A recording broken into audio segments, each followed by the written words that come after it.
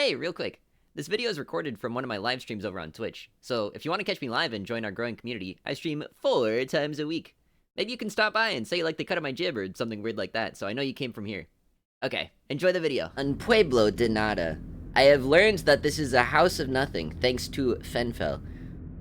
We have our local translator, and to recap what happened last time, we were going through the Echo, which was a river, and we met some new friends on a boat. The boat had a cool animatronic mammoth on it, and we were on our way to find like a telephone operator or something to get more information on where Dogwood Drive is, I think. This game is a blur. The part that got me was Conway is now fully in debt. He has turned into a debt skeleton.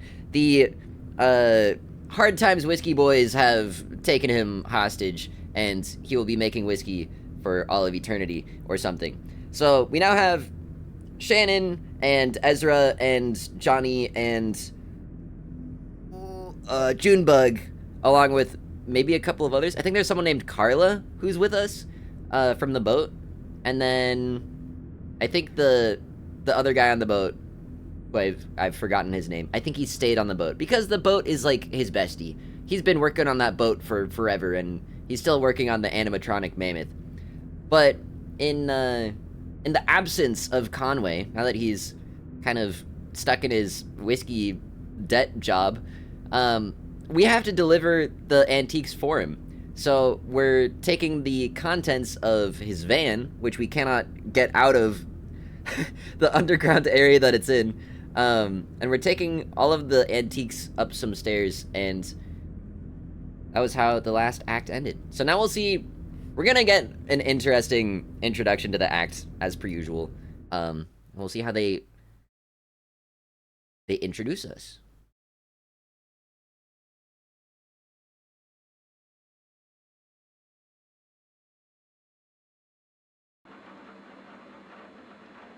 I got a window? A reinforced glass window? Makes me think of the ones at my elementary school. Or a prison!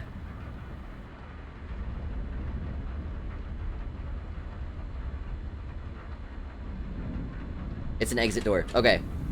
Oh, they're filming?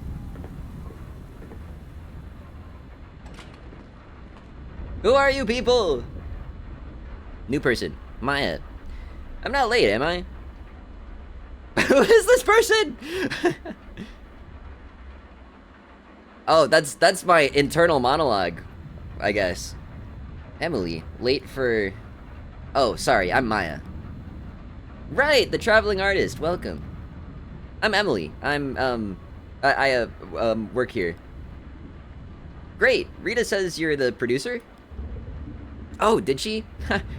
I guess so. I do a little bit of everything. Yeah, I know the feeling. You weren't around earlier at the lunch thing? No, I don't live in town. I just come in to work on the station. Really? That's quite a hike, isn't it? I know some shortcuts. Oh, okay.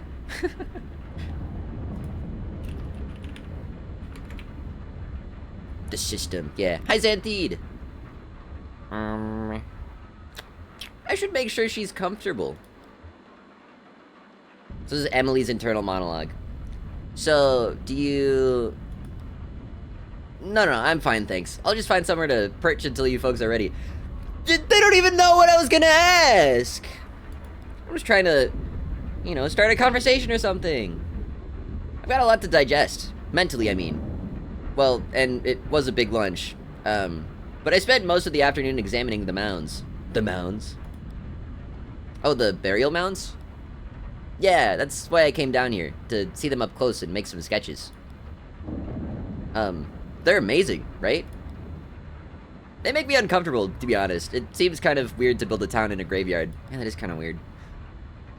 Sure, every town has a graveyard, but usually the town comes first. Yeah, wait!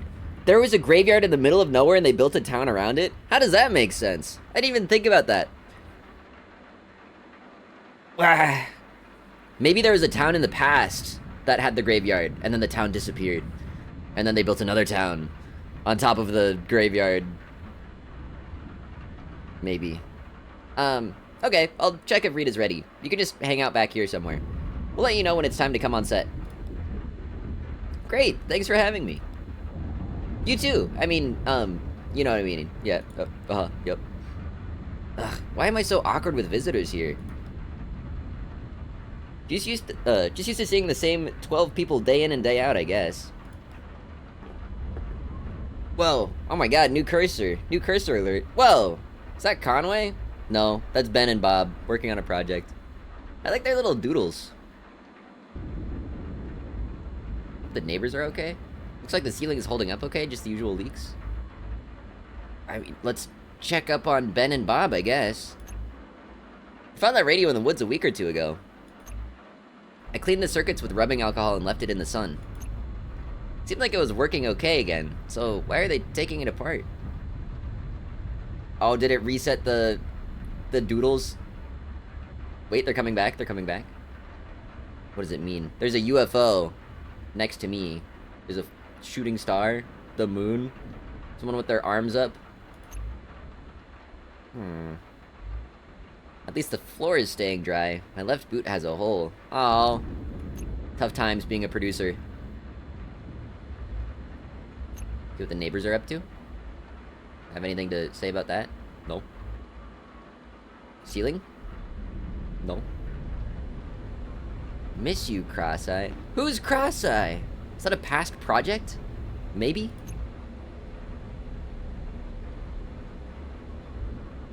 Time to start the show. Oh, it's a news broadcast. Okay. Or WEVP TV? Kind of news. James left a patch wired up on the image processor. Wow. Can you imagine working on one of these things? I've seen this for like audio stuff before, and all of the wires and stuff looks like an absolute mess. Also, that squonkler over there? It might be. Nice. Maybe there'll be some time to play with it after the show.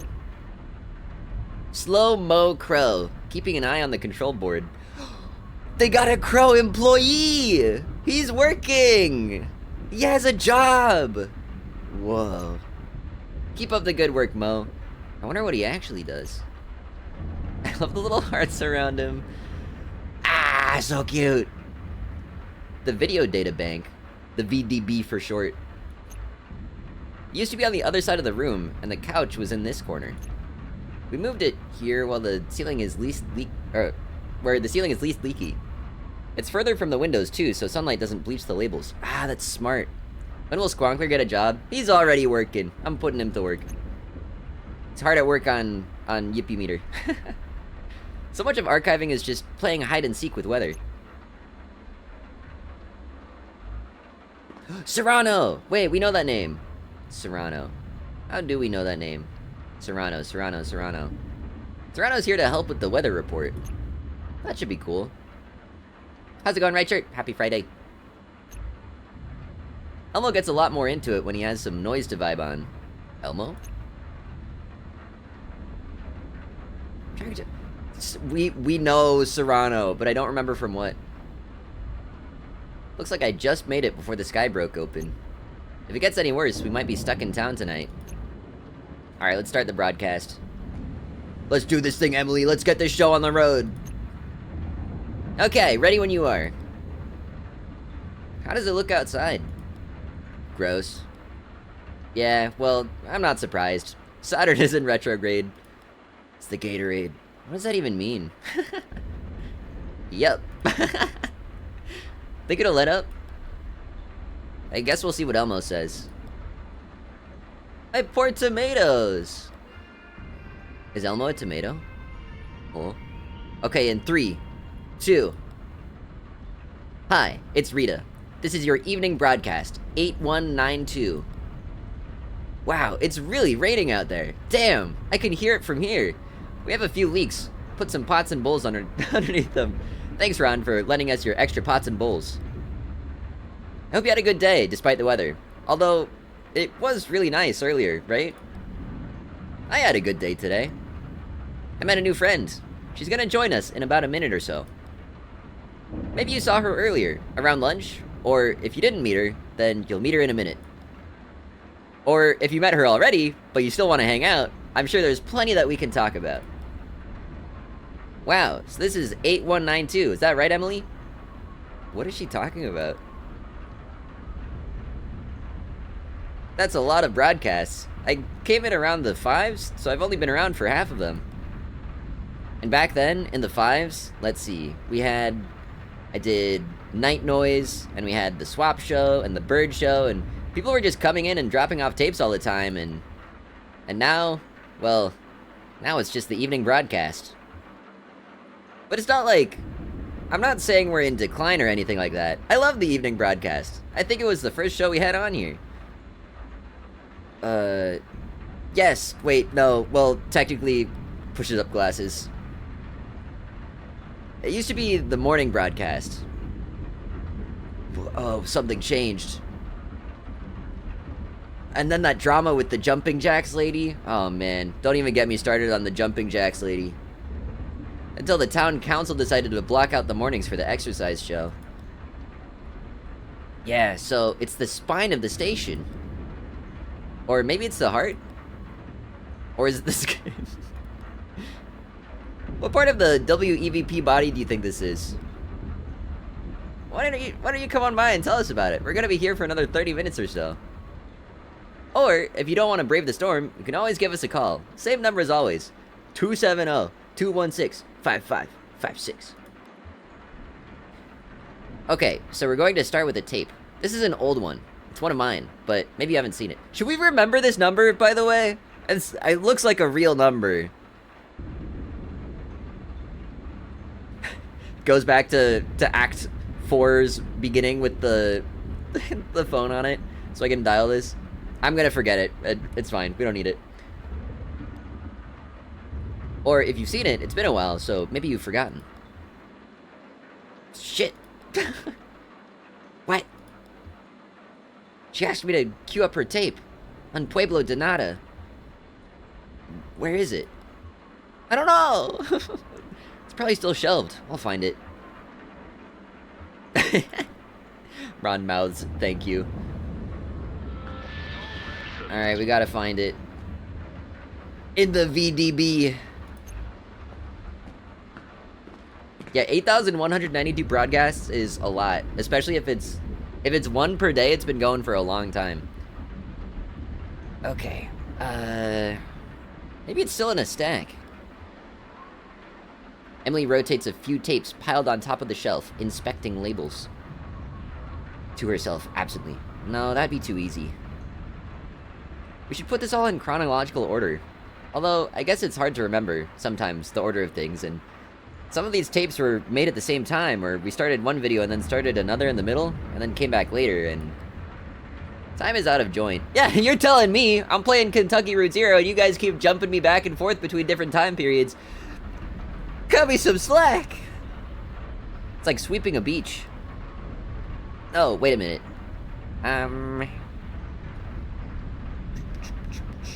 Ralph borrowed it for his screening, so it's probably with the others he returned. Here. Aunt Connie reframed. Bare Waste Studies. Death of an Airfield. On Pueblo de Nada. Aha! What would you all do without me? I'm gonna pop it in. I'll queue up Rita's tape now.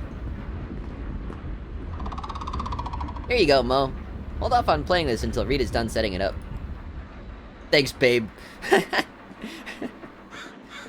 Holy moly! Citrona, thank you for the 35 months of Prime Soul! I will continue to protect your soul and use it to become even more of a lemon! Citrona, we have, Slow-Mo Crow. He's in charge of the videos. Isn't that crazy? If they had auto-renew for Prime, that's awesome. Maybe. I don't know. I don't have Prime, so I have no idea how it works. Perhaps someone else can answer. Welcome. Happy Friday. Good morning. Is that Squonkler's uncle? May as well be. Slow-Mo Crow. Mika, thank you for the 43 freaking months at tier 3. Oh, my goodness gracious. I will continue to protect your soul and use it to become even more of the greatest archiving AI and biggest Arknights fan of all time. Thank you. Tier 3. eats you. Thank you. Alright, should we continue the show? Let's do it. Some people that lived here a long time ago, before the company town, before the airstrip, like over 100 years ago. Okay, so I hope you like it. We got it in just in time, just as Rita was finishing the introduction to the video. Holy smokes. Ready, Emily? Slow-mo Crow's got it. Maybe? Did he do it? I wonder what Maya thinks of the dog. This is cool. Have you seen it before? Is she being genuine right now? Just making small talk? Honestly, it makes me kind of sleepy. I know what you mean. I used to date a filmmaker. He worked in a similar, style. Slideshow gothic. He did stuff for the History Channel, like really dry shows about war. The banality of the trenches. It's not a bad way to learn about history, though. Yeah, I mean, documentaries are great. She did a lot of research for this tape. The People of Nothing. Wait, the People of Nothing? Wait. Oh, am I dumb? I said the House of Nothing. Pueblo. The People of Nothing? We still have a few of these, those worn-out notebooks they left. I guess they, that guy from the university took the rest. What did he say he was working on? Oh, right, the Archive of Utopian Thought. Some big preservation project, I guess. So now the People of Nothing are on a shelf somewhere. And here, on this tape. What the heck? Hype Train? Stone Toad, thank you for the 35 months! Thank you, thank you, thank you! Oh my god, almost 3 years. Holy schmoly. I will continue to protect your soul and use it to become even more of a rock amphibian. Thank you! Oh my god, we're on level 3. Holy schmoly. It is history, right? Or is it just a story? It's a good tape. It's good to have a portrait of the people who used to live here, and it does a good job of communicating who they are, what they did, and what they were like, I think. People should know. A community shouldn't just disappear, even when it disappears. Oh my god, just like the mining town that Kentucky Route Zero is taking place in. Or is there even a difference? What the? We're getting themes of forgotten people. Perhaps that is why we have seen echoes of people who have passed away, or I'm assuming have passed away. Or maybe got lost in the Zero. Well, because, like, we saw Weaver in Act 1, but we've never seen Weaver since then. And Weaver was presumed missing. Although, now the tape is just here, on a shelf. Every once in a while we dust it off and it shuffles around the airwaves again, like an old dog. Like an old dog? What? Sorry, did I say something wrong? Oh, no. I'm sorry, I just have some weird shit going on in my head tonight. You know what I mean? Sure, it's okay. Sorry, I spaced out. Don't worry about it. You should... Oh, I should... Should I go sit?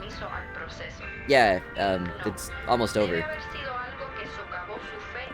Pueblo's like village or town, isn't it? I think I've heard, English speakers use it, like house or people in the vein of village town, so I guess it's a common mistake to make. I could see it. I could see it.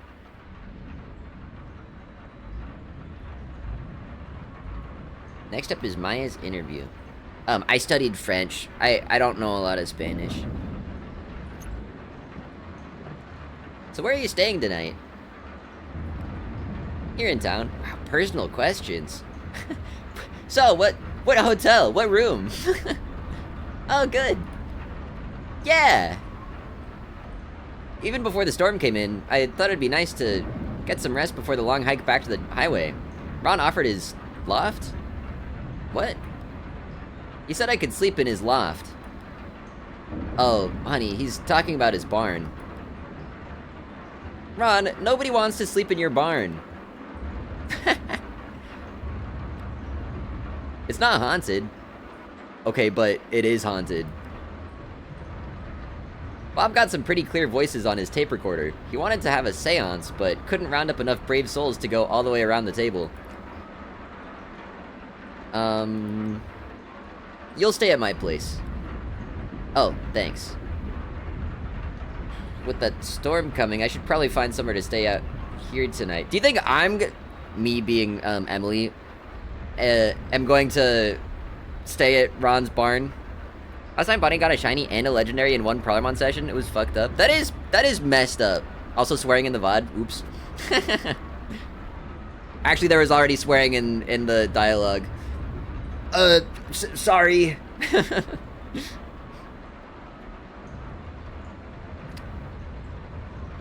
I could save some money, but I feel like I'm gonna die if I go into Ron's barn.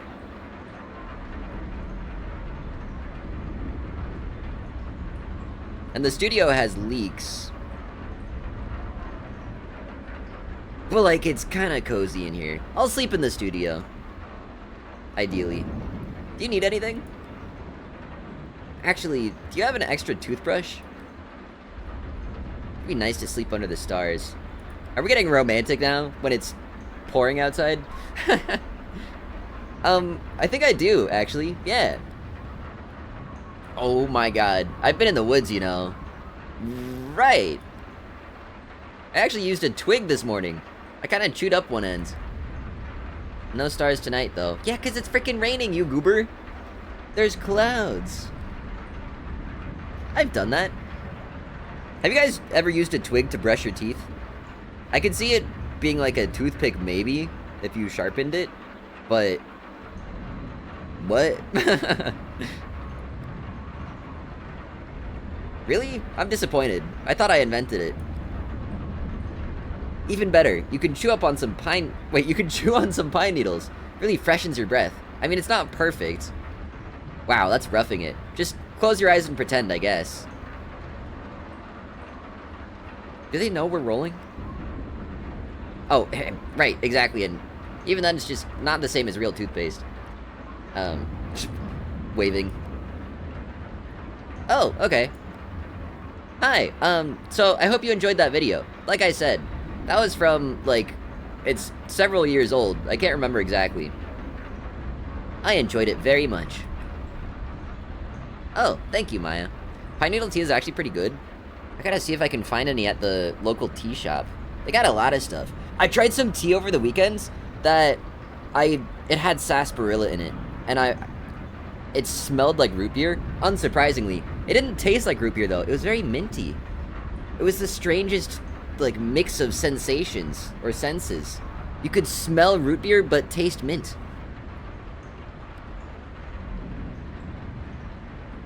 What's next? I brought in a tape. Oh, okay. You good? All queued up. I'm gonna check on the boys. Do you know you can drink caterpillar poop tea? I didn't. I wouldn't want to, though.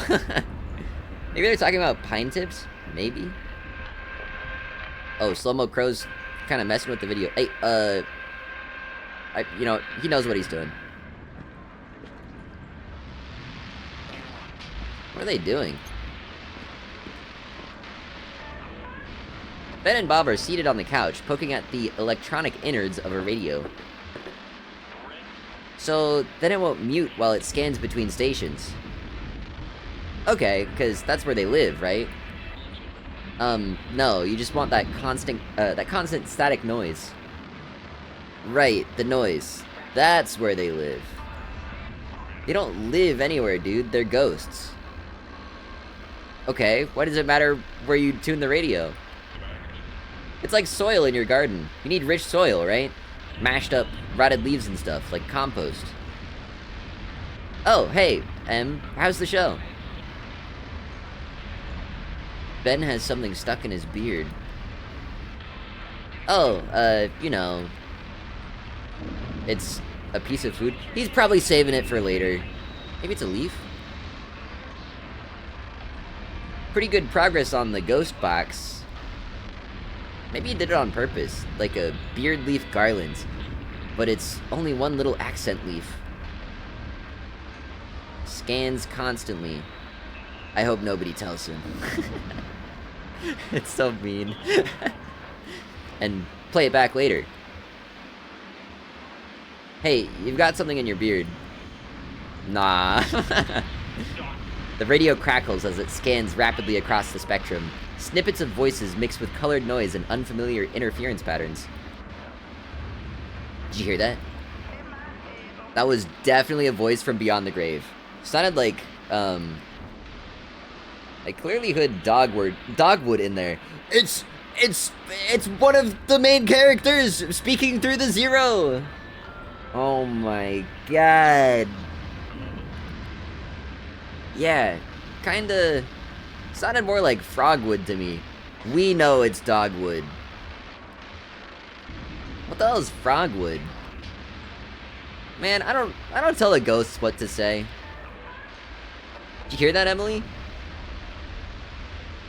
I mean, we as the player have external information that Emily does not.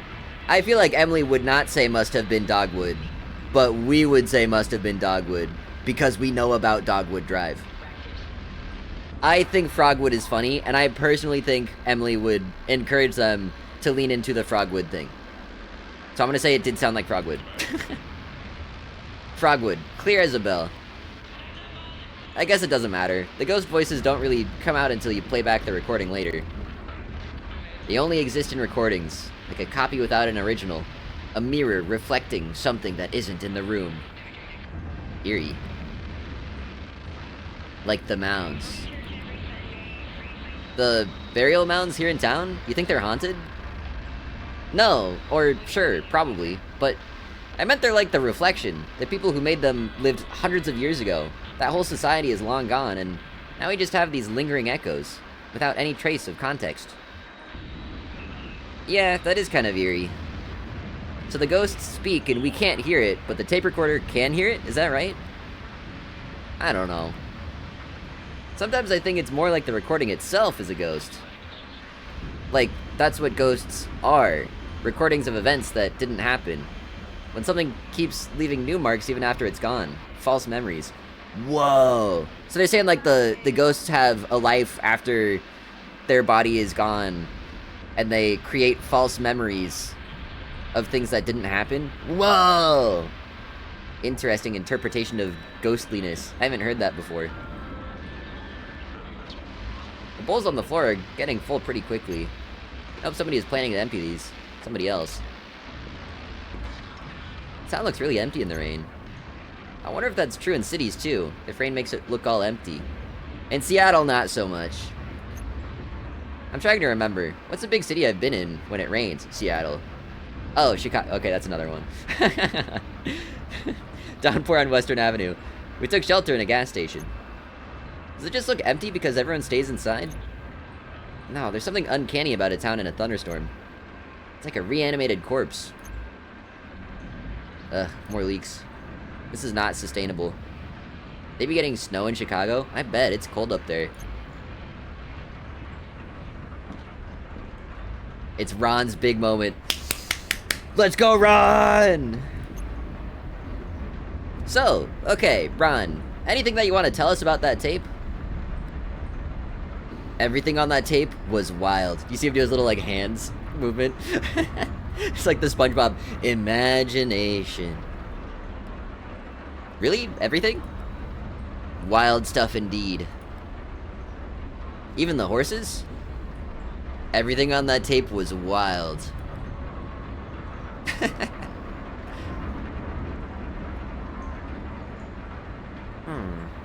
Planes used to leave these thick black marks on the runway at our little airstrip. I guess it was coming from coming in so fast on such a short runway. Or maybe cheap tires. I don't really know. Were the horses wild? I thought those were the horses here. Oh, the neighbors? We call the horses here the neighbors. No, I didn't recognize that one. Ghost horse. I don't think there are any wild horses anymore. Really? How could that be? Oh, well, they've all been domesticated. Are the neighbors domesticated? We don't own them. No, they're, feral. Citrona, feral horses or wild horses?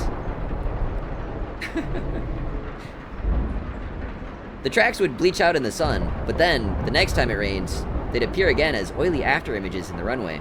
Now it's been decades since anyone has landed here, but those marks still come out when it rains. What? What happened?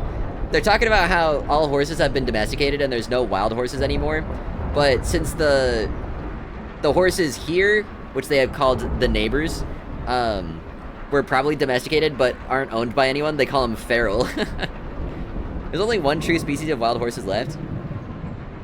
Do you think they would be feral? I guess, well, now that I think about it, if something is feral, it probably implies that it was domesticated at one point, and then it is no longer, domesticated. Like cats, for instance, like house cats in the wild. All the horses in NA are feral? So it's a real thing. Przewalski's horse is the wild species. Oh. Stuff like Mustangs in America are feral? Whoa. I'm learning technicalities. This is awesome. I never really thought about that. Huh. This game is educational. There are no horses in NA before they got brought from Europe. So the horses were imported? I need to learn some horse history. Oh, right, in your documentary, you said that the people who used to live here had freed their horses. Exactly, but you can free your pet cat, but it won't turn back into a panther? Right. It's kind of haunting. A kind of ghost, like Ben was saying. But everything is a ghost around here these days. It's a ghost town, with people still living in it, against all reason. Whoa, what happened here? Despite all the pain in this town's history. The Pueblo de Nada vanished. The airstrip went bankrupt. The company town buckled under guilt and exploitation. Even the first people here, all we have left of them is their graves. What about the dogs? Yeah, Ron, was the dog wild? Everything on that tape was wild. I just hope our ending isn't so dramatic. Maybe we could just decline peacefully into irrelevance, and then one day stop, completely unnoticed. That sounds nice. Didn't look wild to me. I guess it's a matter of perspective. I'm not sure I agree, but now it's time for the weather. Oh, time to talk to Serrano. Thanks again, Ron. We're hanging on long past our expiration date. Well, the weather should be pretty wild. I can hear it for myself right now. Yeah, getting pretty intense out there. You get storms like this a lot? More and more. Right, of course. And then, of course, there's the actual ghost. Alright, here's Elmo with the weather report. And, lucky us, we also have Serrano Cole, who stopped by to add some drama. Musically. I hear he's gonna be at the Rum Colony later tonight if you need a cocktail after the show. Serrano was the musician that is a friend of Junebug and Johnny. He was playing on the little coastal bar area in the last act. Now I remember. Took me a second. As soon as I knew he was a musician, it's like, okay, there's only so many people he can be. I think the other person, Carla, was the one who was playing that funny instrument that detects where your hands are above it, that I've already forgotten the name of, and you guys were using the Proller 1 high emote to simulate what it would be like to play it in emote form. Theremin, yeah, thank you. Good memory. So let's go live to Elmo for the weather report. Oh, is Elmo ready? I should make sure the camera's pointed in the right direction. Oh good, standing water on the floor and a hole in my boot. How much water is in here? Oh, you can see the reflection on the grounds. Goodness gracious. Cool, my socks are getting wet. I love to have wet socks. Emily is a sarcastic one. This is gonna be sick. Elmo and Serrano are killing this weather report. Hey. Hey. This is so trippy. How did he work out these ratios of oil, water, and dyes? It seems so precise the way he drips them in one little half drop at a time. Must have been a lot of trial and error, just staring at a circle of light on the wall. Drip, drip, drip. do you get your supplies, Elmo? Ben has a guy in... Oh, wait, you mean the projection stuff? I mail-ordered these candle dyes. This other stuff is just mineral oil, like you can get at the drugstore. The projector, somebody just left it here, man. Incredible. Actually, it was that girl who does the pirate video stuff. You know, jamming our signal. Weaver. Yeah, our resident ghost. Huh? Ghost, huh? You really think she's dead? Does it matter? Of course it matters! You can't leave a ghost behind until you die, right? Well, that's one way to do it. But have you ever missed someone so bad you felt like they were haunting you? Or been in a relationship with someone where it feels like their ex-lover is always in the room? I see what you mean. Hey, you think she'll get us tonight? It's about our time, right? Oh, it's about time, right? Not our time. He's right, we're about due. I made it sound like they're gonna die. I think Weaver's just gonna visit, maybe. Plus, Saturn's in retrograde. So true. So I hear. Not that she keeps a strict schedule, but it's never longer than a month or two between. What does Mimi call them? I know they're bad for the general vibe around here, but can I be honest? Emily's nodding. I kinda like it when she busts in and takes over our signal. It's like a log falling on the road. Reminds you that this all used to be trees. Interventions, that's what Mimi calls it. It's been going on for a couple of years now. Her performances were cool though. I never saw her, perform, but I heard about it. Oh yeah, I saw her do it a few times. I was into it. The first time she jammed our signal and showed up in our broadcast, I didn't know who she was. She'd already disappeared when I came in and took over her old job. So, Weaver disappeared as a person, like gone, prior to her interrupting the radio signals, or the broadcast signals. I thought she was just doing that as a part of her job there, maybe. What? Huh? I'm Off King! Happy Friday, welcome in. Thank you for the first message. She did lectures, right? Moth King, we're still in the introduction scene for Act 5. We're in like a broadcast station, the WEVP broadcast area, and we're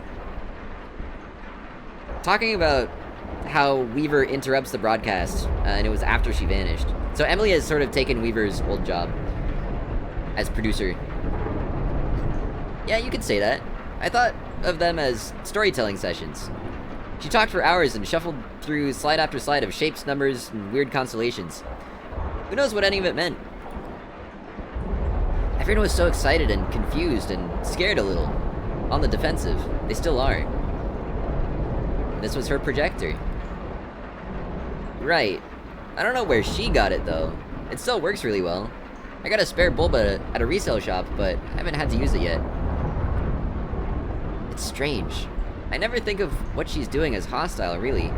Sounds like Emo has the same impression. What happened to the rest of her stuff? I bet her slides are still here in the studio. Maybe with the posters? Sherry has all Weaver's old notebooks, I know that. She keeps them in her archive. You know, the big blue filing cabinet. With the daisies painted on. Yeah, anyway, the really hard part to find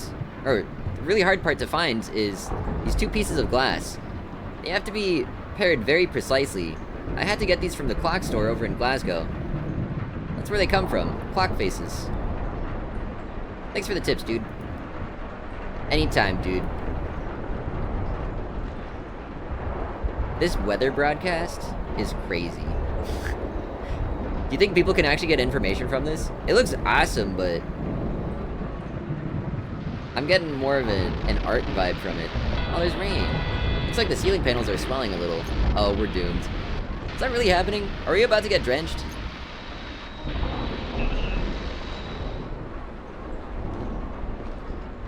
Back to you, Rita. Thanks, Elmo and Serrano. So, next we have a selection from the Video Databank. You're gonna like this one, Maya. This one's about caves.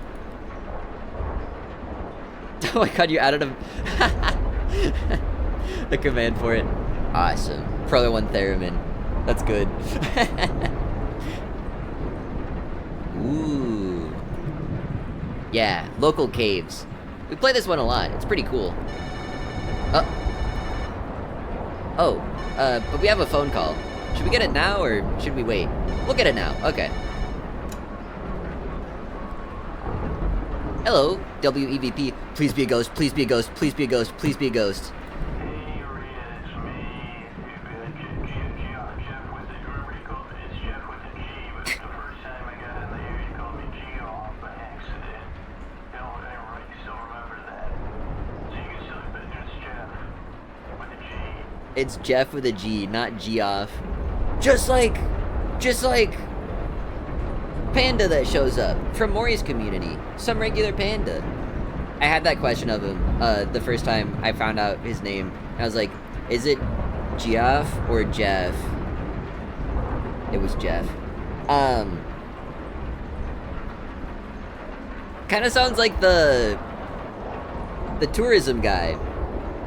Act 4, telephone. The guy that's talking about secret tourism through the Zero. Kind of sounds like him.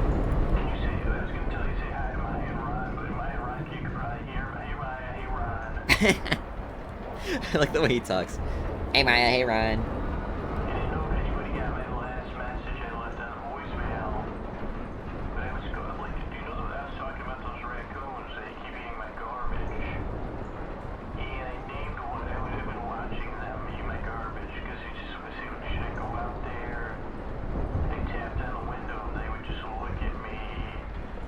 I say let the raccoons have your garbage. Hope you all packed a lunch. Sounds like this is going to be a long one.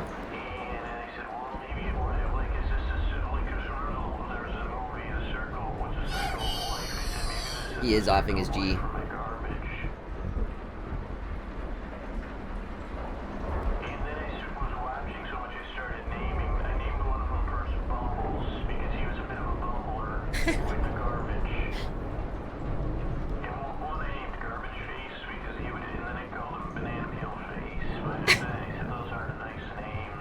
Banana peel face. Garbage face.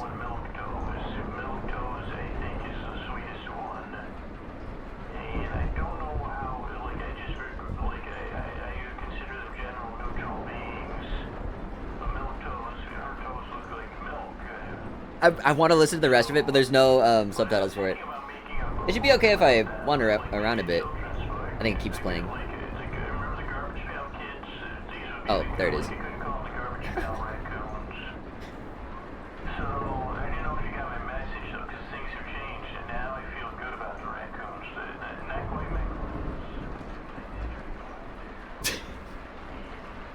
I'm sorry, this is just like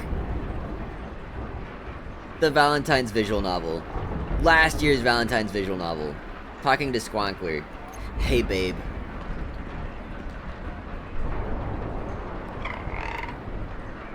Did you know Weaver?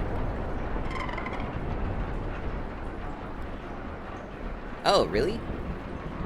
Was she nice to you?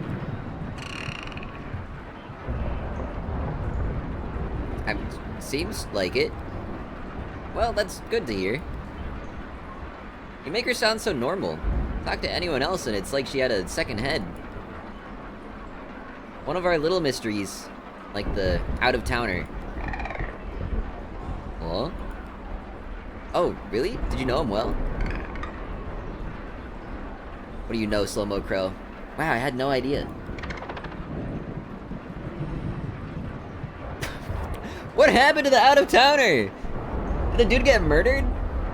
It was terrible what happened to him. Right.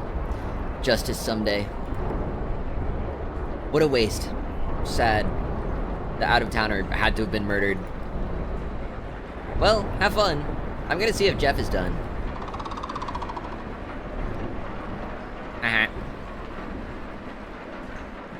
Can I look this way? Someone, Mimi I think, was tracking Weaver's appearances here. She'd jot down the time and date whenever there was an intervention. Mimi hasn't been by in a few weeks though. When was the last one?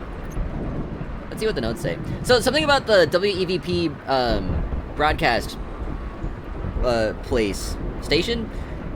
We found out that this is a volunteer production, and oftentimes people will just volunteer as long as they're enjoying it or get something out of it, and that means people have no obligation to continue working. So sometimes, I mean, it happened with Weaver, and it happened with, I guess, Mimi too, where they just kind of left and didn't say anything. So Mimi's been gone for a couple of weeks, apparently.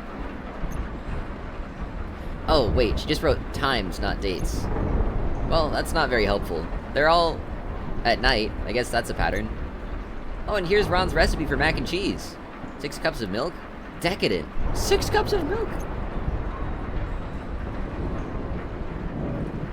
No leaks back here just yet. The tapes are safe for the moment. I have a bad feeling the situation won't last. Soon I'll be scrounging for a tarp to protect the video databank. How big is the recipe? That's what I'm wondering! Dude needs a whole cauldron. If it's for a lot of people, yeah, if it's for like a mess hall kind of thing. That's one serving. With 6 cups of milk.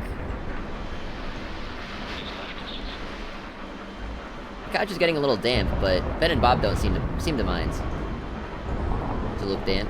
I'm looking. Probably too wrapped up in their projects. Bob had some theories about Weaver's broadcasts. He was considering how she might be tapping into our wires here in town. He built a model, like a proof of concept. This big metal box you could wire up and use to take over our signal. It actually worked. But the thing needed too much power to run. Even a car battery could only keep it going for a few seconds. Wow! Weaver's broadcast just loops and loops, sometimes for hours. Consolidated Power doesn't pay any attention to this town anymore. They still have us on a strict energy budget. There's no way she's plugged into the grid. Consolidated Power has milked this town dry. Oh my god, he's still going.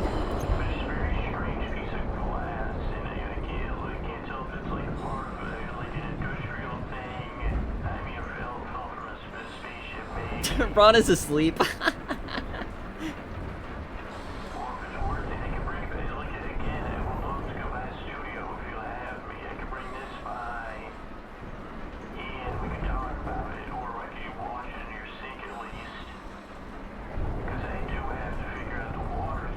True. But I don't know where to go because it's a bit like how do you go if it's a PO box? Where do you go?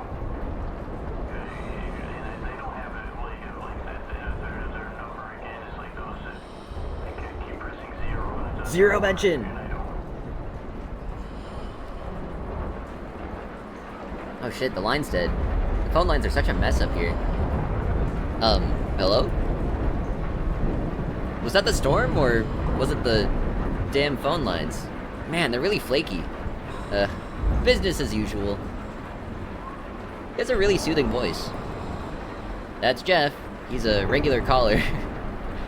He's asleep. Yeah, Ron is asleep. Not Jeff. Oh, well, let him sleep. Okay, well, let's play the tape. This is cave art. It's a classic around here. I'm excited. Looks like Mo's got this one all queued up. Way to go, Mo. I should let Maya enjoy the tape. So if Weaver is a ghost, by some agreed upon definition and mechanics, that means WEVP is, TV is haunted. Should we be doing something about that? Aren't you supposed to, like, have an exorcism or something? I mean, you can't just leave a place haunted. That would be negligence. I'd miss her, though. I guess there are good ghosts and bad ghosts. Like spiders. Good in the garden, bad in the shower. Oh, Ron is awake again. What the hell? What was that? I'll check it out. Ron's gonna die. Yikes. Should we go help? Oh, no, he's... Oh, the tape is over. What did you think? That was great. Yeah, I like that one. I kind of... That sounded pretty close. Oh no, is the power out or just the lights? I don't know, it's... I'll take a look. Maybe a fuse blew on a relay or something. Some scared rat chewed a wire. Abandoned ship! Just kidding. Guess I'll take a look around and see if anything's smoking. Uh-oh. Does anyone have a flashlight? This is haunted! This looks scary.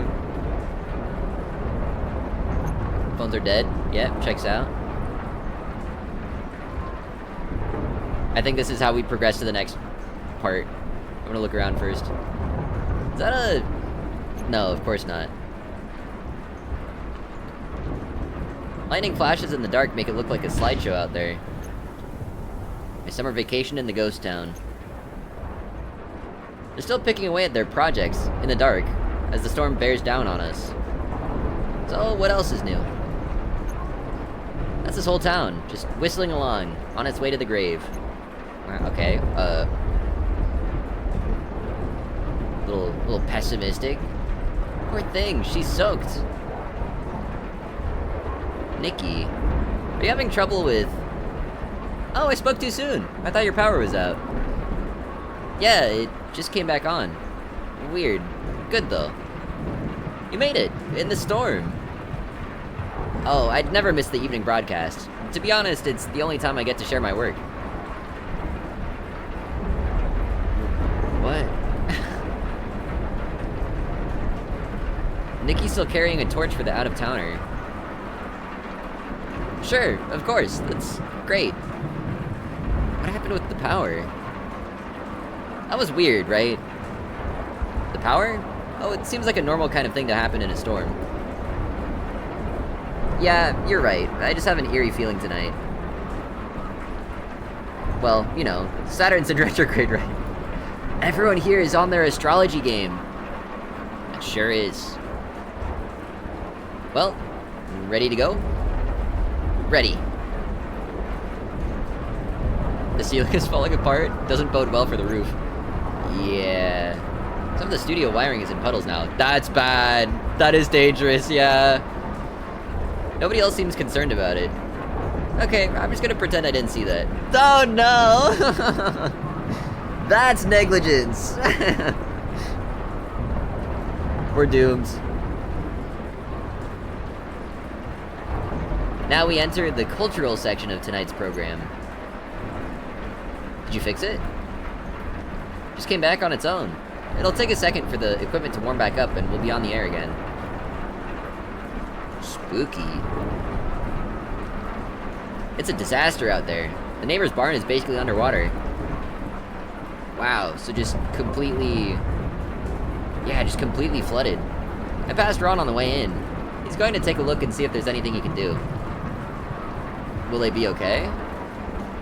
Ron knows what he's doing. He used to be a firefighter. It's a little bit different though, right? I guess. Nikki hands some wet paper towels to Rita. Oh, thanks. Nikki pulls a journal out of her jacket pocket. I brought my work. Oh, good. Nikki reads her poetry. It's a weekly feature of our broadcast. Oh, that was Rita saying that to Maya. Oh, great. I look forward to hearing it. Yeah, I just hope that we can keep going. We lost power a little while before, right? Better get started then. To the out-of-towner. Oh, poetry. Get your snaps ready. Okay? What eagle flew you to your final bed? It was not men who brought you there to sleep. The men who left you bloodied, then and fled, had chosen mud and muddy watered creek. Did wild turkeys gobble, dote, and care, and wipe the moss beneath your eyelids clear? Did cardinals pull the twigs out from your hair, and wash your hands and feet, and trim your beard? When wood ducks dressed you in your resting gown, and pigeons fashioned shoes from leaves and bark, who then sewed flowers into burial crown? The one who made your headdress was a hawk. The men who broke your body, where were they? The vultures stayed home on your funeral day. Emily, look at the monitor! Dude, be quiet, we're live right now. No, we're not, look. Is it Weaver? Is it Weaver? Is it Weaver? That's not our broadcast. Damn, there she is, I'm almost right. What's wrong? It's her. Weaver. Ah, really? Tonight? Sorry about this, Maya. What's going on? Local prankster. She jams our signal every once in a while. Whenever the stars align. Whenever Saturn's in retrograde. Prankster? Not the word I would use. Damn, so what do you do about it? Just wait until she's done. We've never been able to stop her from jamming us. We don't even know how she does it. Yeah, the Eagles took down the news broadcast. They've done it to me, they do it to WEVP TV too. We should be back on in a minute though, don't worry. Debating whether or not I want to turn down the volume. I'm gonna do it a little bit. Okay, wait, it's actually done. I take it back. Did the roof cave in? Guys? Hello? Weaver killed us all. Maybe it was Weaver trying to save us. Maybe it was Weaver trying to warn us. Man, some of those TV sounds with the high-pitched noises really get me. Okay. Act 5. Let's do it. Act 5, Scene 1. It begins in a town.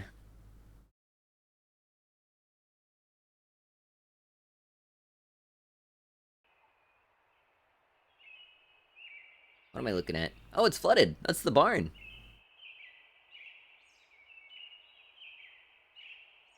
Seems like morning. Good morning, a town nation. Is that Ron down there?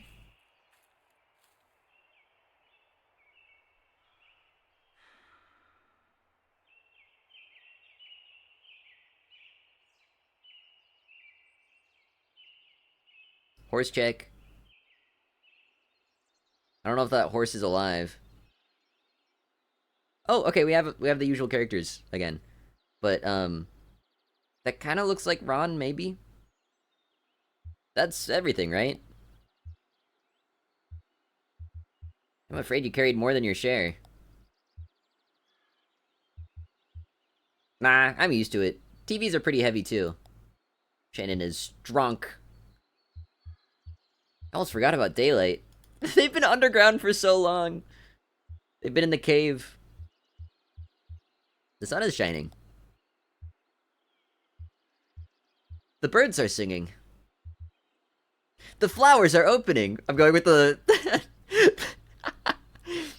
the glass half full Clara options. Dew glistens on the grass.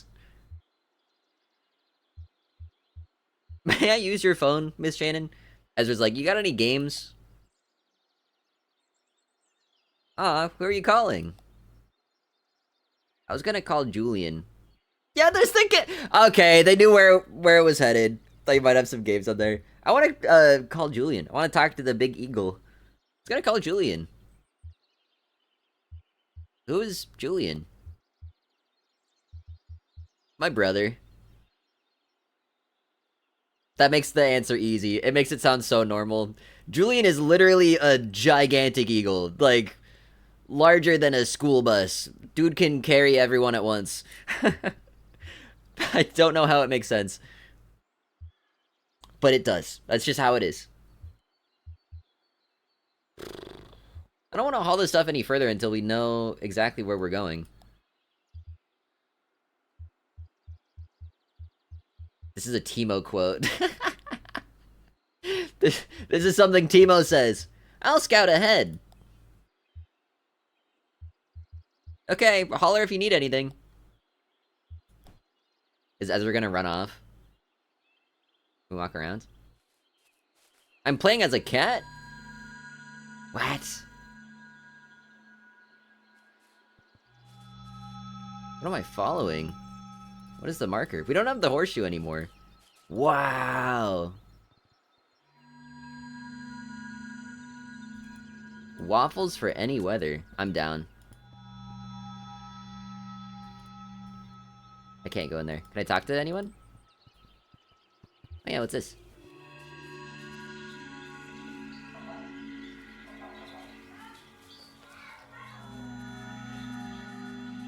Is that a cave? I don't know what I'm looking at. Jorge scanned the shelf. He quickly found the book he was looking for. There are only a few dozen left. More shelves than books now. The result of an experiment called the New Selection. Privately, he called it the Purge.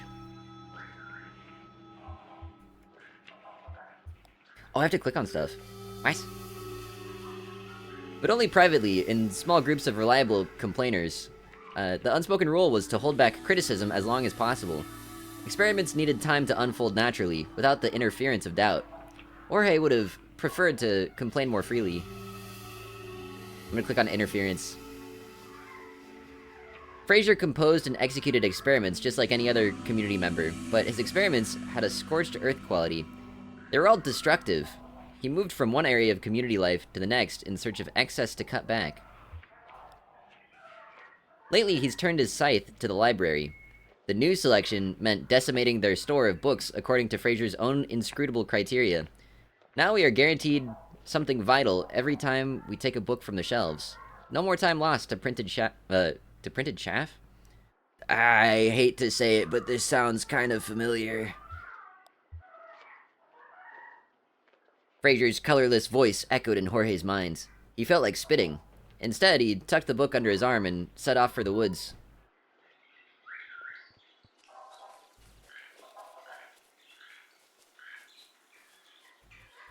Where to next with the kitty?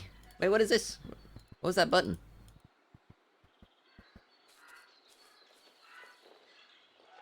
Do I need to be on the bench? I can meow! Meow? Oh, hi kitty. Oh, it's Rita. Where'd you come from, huh? Follow a bird up here? Oh, this is so cute. These folks, the one who built this thing, they chased birds too. There's another cat!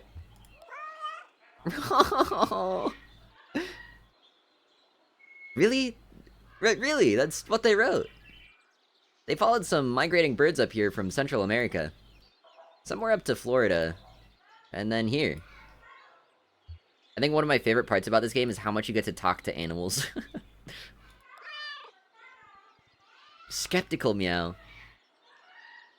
Well, that's what they wrote anyway. I guess it might have been a metaphor. Okay, so it looks like my cursor, or at least my navigation floating thing is a dragonfly. Alert meow. I'm meowing to another cat. Oh my god, the birds? Are these macaws? The rainbow guys? Thank you for the mouthwater, am I? Skeptical meow. Oh wow. There's a lizard.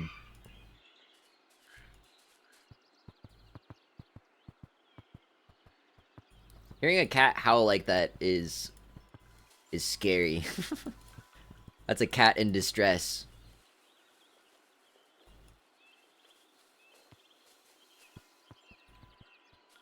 These houses are cute. They're lifted up a little bit. They're like on stilts. Maybe because the area floods a lot? I mean, evidently it floods people? Yeah, awesome.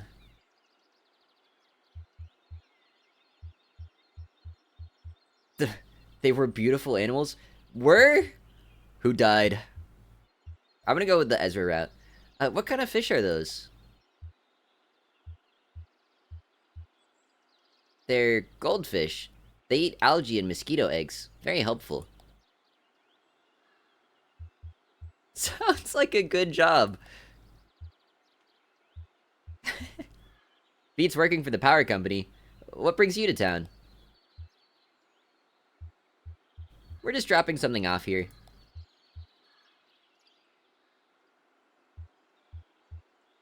Good luck. I'm off to work on my poem. Who's it for? It's for the neighbors. It's for the horses. Gotta honor the horses, because I think the horses have unfortunately passed away. Oh my god, this cat has no problem just jumping into the water. I think this might be one of the neighbors. I don't get any way to interact with this, though. Big barn. Oh. Hello?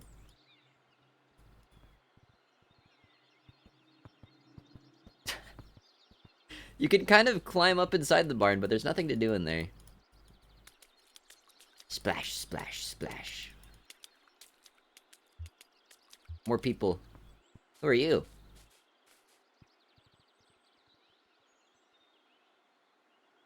Oh, it's Ezra again. Ezra's just going around. It's like we're finding ways to interact with, or like kind of act as Ezra, but we're controlling a cat instead. Boy, stretching. They must have been pretty nice pigs if they let you ride them like that. They were perfect gentlemen. Flora. I wonder if Flora's also a kid. You're lucky. I am always lucky. It's one of my qualities. That's a way to be. Then I found the library of television. And then my luck changed. There were TVs everywhere. As soon as you walked in the door, every channel was playing at once.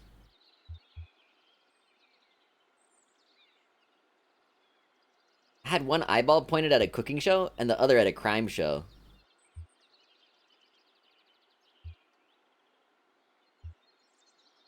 For a while I was completely hypnotized, but then a fly buzzed in my ear and it woke me up. It was a dream! Man. Sounds scary, but also kind of cool. Yes, Stim Station. With like 20 monitors. All on a different Twitch stream.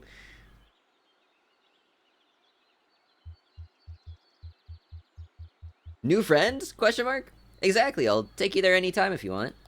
Oh, sometime if you want.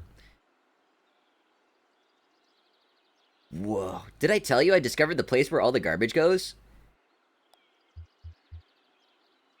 You mean the dump? Oh, no. It's much more exciting than that.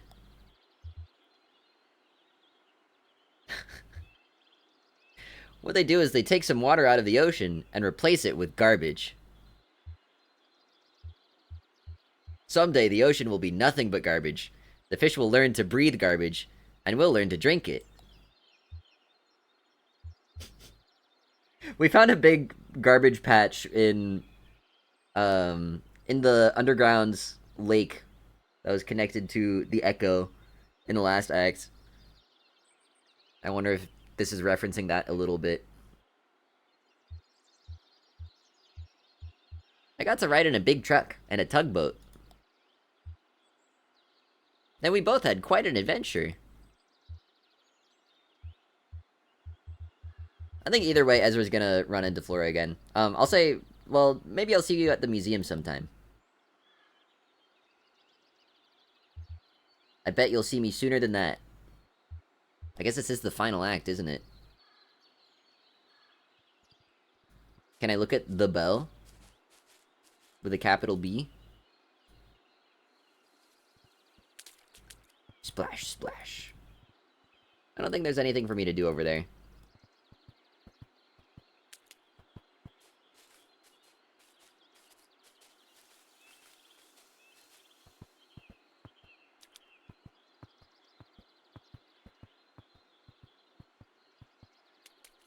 More houses? Someone over here. Can I talk to you? Can I meow? Meow?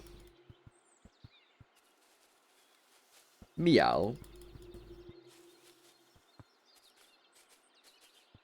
There's a lot of people over here.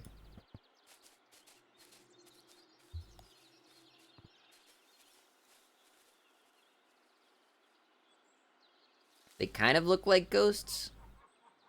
6 or 7 men stood in the sun about a dozen yards from the ditch, and he could hear them laughing. He tried not to hear them. Instead, he listened to the shovel punching through the dirt as he shaped the trench. It was wet dirt. Mud, really. It made a hungry sound as he shaped the trench walls. Let's go with laughing. One man was louder than the rest. He had a nervous laugh that sucked up all the air around him. Go air. Here at the bottom of the hollow, there were patches of mud everywhere. Water pooled on the ground or just below the surface. That was the danger. See what the danger is. The laughter quieted into greedy chuckles, and he could feel the men approaching. The men. Maybe... they're not skeletons. I don't know if they'd keep the Hard Times whiskey skeletons consistent for stuff like this. Because I don't know if that's what that is. Whoa. Why is this in the middle of the road? What is this for? Who constructed this? Oh, the studio! No!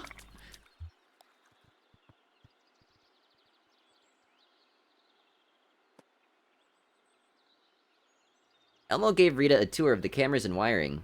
She'd just been through a certificate program on public broadcasting at the community college, so no surprises there. Nikki showed her the video databank, James demonstrated the sand and image processor, and then Ron came barreling in with an urgent expression. Show me the video databank. The station had a great collection of videotapes made by local artists, along with a huge library of what looked like home movies. There were tapes about local politics, the weather, video dream diaries. Rita was eager to start contributing her own work. Eager. Ron's news was clearly bad news. Rita's heart sank a little as they listened. She knew things were unraveling, knew from experience what that looked like. Maybe about the horses? Go bad news. But as she listened to Ron detail the power company's sudden withdrawal from town affairs, she heard other possibilities. She studied their faces and found concern, for sure, but also something like relief, hope, an awakening of play. Nikki looked like she might have been daydreaming. So these probably aren't, the Hard Times Whiskey guys. They're probably the, Consolidated Power Company. These were people, Rita decided, ready to step out of the company's shadow and build something of their own. Ron said the TV station would still be funded by court order. Could that be their anchor?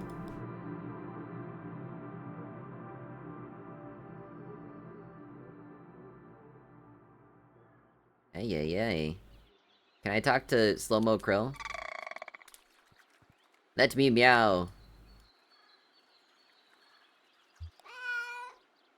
Greeting, meow.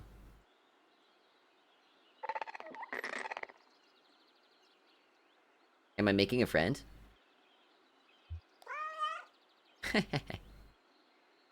Affirmative, meow.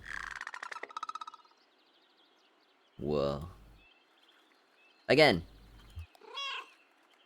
Friendly, meow. I think I have a new friend! Can you do it again? Oh. I'm sorry, I didn't mean it. Yeah, dismiss my foul language. Inquisitive, meow. That one was like a question.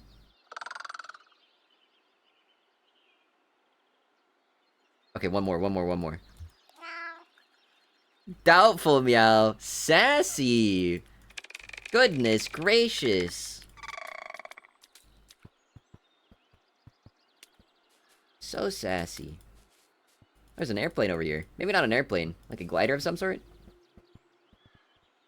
Wait, I gotta check on this guy. Perhaps Consolidated Power guy. Clyde. Clyde is saying the flying device got banged up in the storm? At first, they only observed the truck from a distance. It was an alien carcass, something that made more sense in death than in life. The company had dropped it off in the middle of the day when everyone was at the plant. They let it sit overnight, alone and strange. Nikki thought it was ridiculous, but Ron approved. To Elmo, the truck was simply beautiful. I want to hear Elmo's interpretation of it. He thought it was elegant. He liked the idea of it passing every day, observing it from different angles and distances. Let's go observing. He didn't care if they used it or not. Anyway, there weren't any roads in town unless you maybe counted the old airstrip. Everyone had to agree this was money and attention that would have been better spent addressing the town's drainage problems. Maybe finally get started on that damned messianic ditch. Better spent. Still, they had a few things to dispose of. Broken flower pots, empty glass bottles, clothes that didn't fit anymore. They gradually fell into the habit of collecting waste and carrying it to the truck. Once a month, some shadows would come in from the night woods and haul the garbage away in a cart.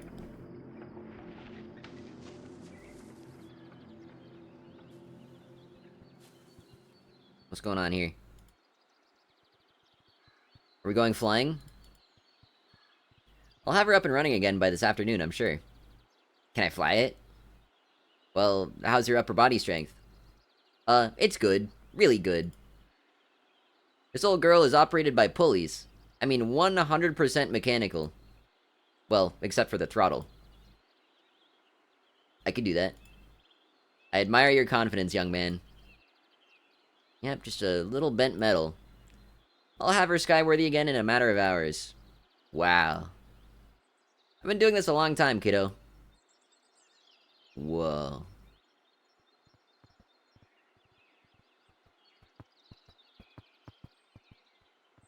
You think Clyde wears a helmet when he operates this thing?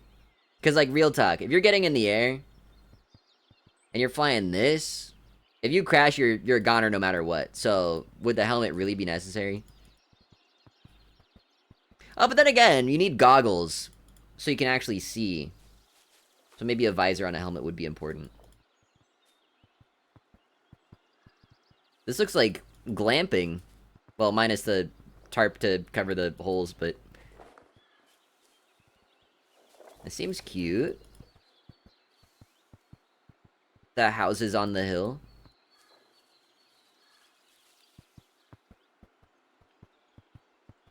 There's someone here? Wanda, who are you? Meow. Wake up. Can I paw at Wanda's face? Wake up! Think it'll rain anymore? We found the gang. Nah. I don't see any clouds. Hell, it'll probably rain anyhow. Just our luck. Assertive meow. Oh, really?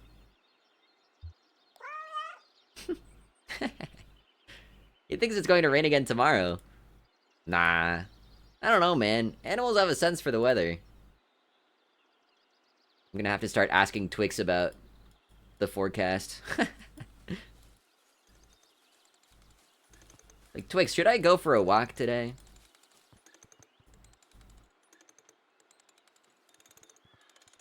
I just walked through the metal sheet.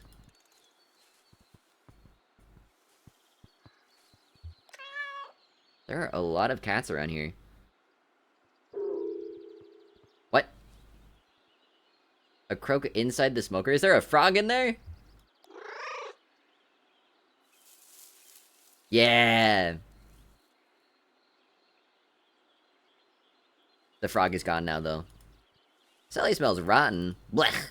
Blech! Big barn.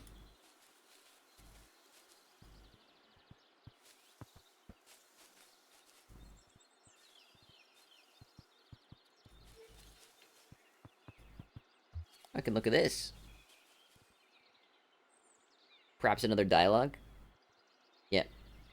Paints and chalk in the small bag. Diary in the large bag. Stuffed dog in the small bag. Photograph of Chris in the large bag. No, in the small bag? Sandra couldn't decide. Should she keep the photo of her husband, or should Alex keep the photo of his father? Well, let's go with father. She dreaded the separation from her son. Fraser insisted it was just to help Alex develop independence and community ethics, but she'd seen the same thing happen to Isabel after criticizing Fraser's new flood control plans. Well, same thing? It was obviously a punishment. She set everything down, closed her eyes, massaged her temples, and wondered, not for the first time, how Fraser had consolidated so much invisible power so quickly. How had he done it? Had he in fact done anything at all to claim this incredible lattice of influence? Or had they simply blindly given it to him? Was Fraser a father and also working for the power company? Maybe? So much stuff is unfolding. Also, it kind of feels like the sun is setting. I don't know if it's actually different. Can I talk to Slow-Mo Crow again? One meow. One meow.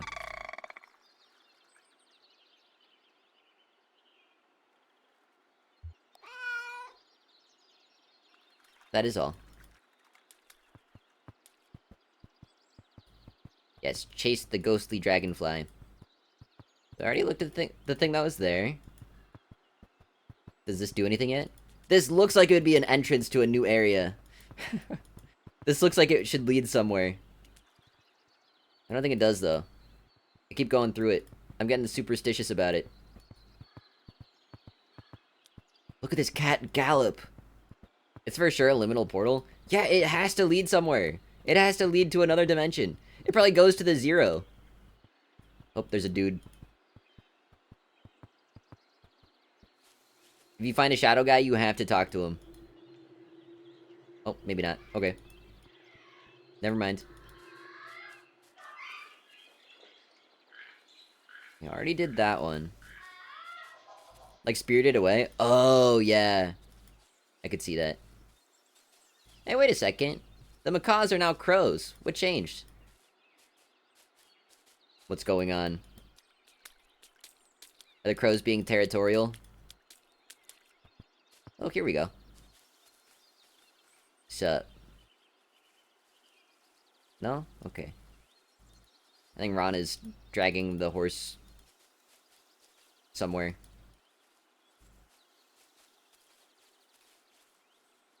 I don't get to talk to him about it, though. Well, let's see if, maybe we can look at the other end of it. Marianne. So not too sad. No, I think it should be happy? Right. It's a remembrance. Right. Like a monument. Totally. So, they should be represented with dignity and respect, of course. Of course. But not to the point where it makes everyone feel they have to be serious when they're standing under it. Does that make sense? No, yeah, it definitely does. I think I have an idea. Great. I'll just dig in. Thanks, Marianne. Happy to help. Is Marianne making the funny spirit gate? Oh, what's this? Oh, it's a graveyard. The seer reclines high in a tree, carving fine details into a small wooden pipe. Tree. She loved this spot. The height, the distance. She was always at a distance, watching everyone work. From this height, she could see the earth movers shaping the mounds under the draftsman's supervision. She could see him inspecting his plan, the drawing he'd made from her game, the map. What?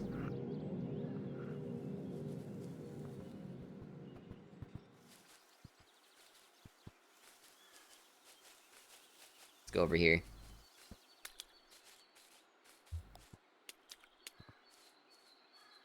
Then maybe we talk to Johnny and Junebug. Just taking one last look. You said you were sketching? Researching? I make stuff like this. Kind of. Where do you exhibit it? Outside, out in the fields, forests, away from the roads. I love it. It's so strange, but I love it when people just put random works of art in places that people wouldn't normally expect to find them. Just like a random sculpture in the woods. I have a favorite one that I like walking to. That I will not mention because it is doxable. But there's some cool stuff out there. There's some cool stuff out there if you can find it.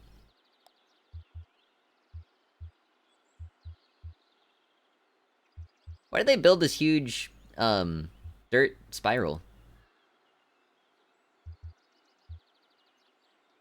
Most of these ancient earthworks are thought to be burial mounds, but this one definitely isn't. To be honest, I don't know what it was for. It's aliens. Had to have been.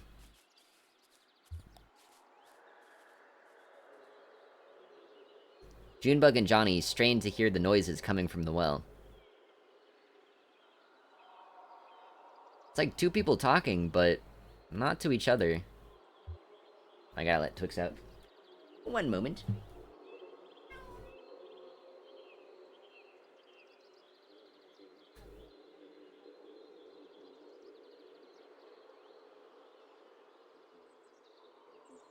The boy is free. Maybe they're on the phone?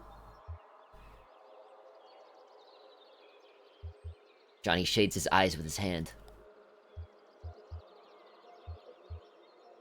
How are your eyes, Cricket? They're kind of flickery, but okay. Wanna see? I'm okay for now. They don't want to look at... They don't want to make eye contact. What's wrong? Wow. The echo.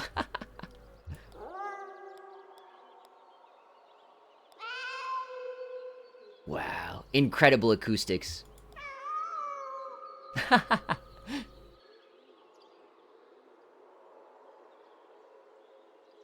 Wow. Really makes you think.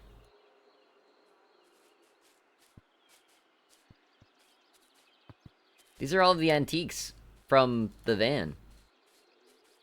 They carried all of this up the stairs. They had a whole dining set. Oh my god. And they have to continue carrying it? To Dogwood Drive? I mean, they need the van, maybe. Where did Clyde go? Clyde with the machine. The airplane. Seems to have disappeared.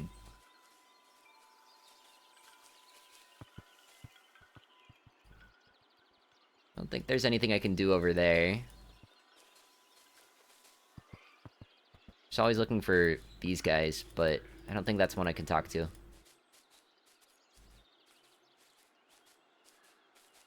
Oh, a macaw is back. I don't think I can meow at it, though.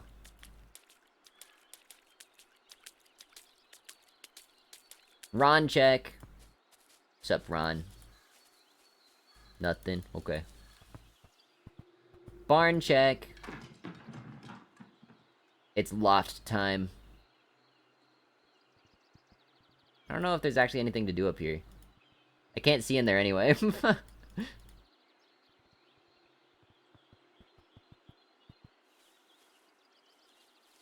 Wait, I'm on the other side of the fence. What? Oh. Clara? Question mark? Yeah. This headstone has no name on it. Maybe it was his choice. It's good they honored his wishes. Still, a burial is not only for the dead.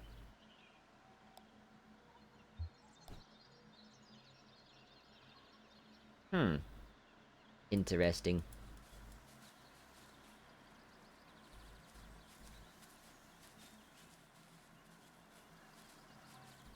That is very funny to think about. Well, because, like, when you're honoring the dead, you want to, do it in the way that the the dead wishes it to be, but ultimately, like, they're not there to appreciate it.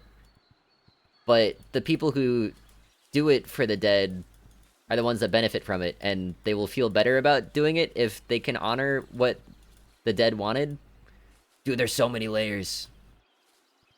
Much to ponder.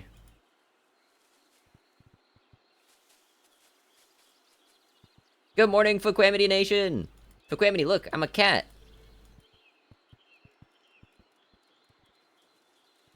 We made it out of the underground river area, and carried the antiques up the stairs. And I'm kind of just exploring an area that was exploited by the power company. It's also where the WEVP studio was. Oh wait, I'll show you the meow. This is Slow-Mo Krell. Probably a relative of Squonkler. Meow. Let's meow!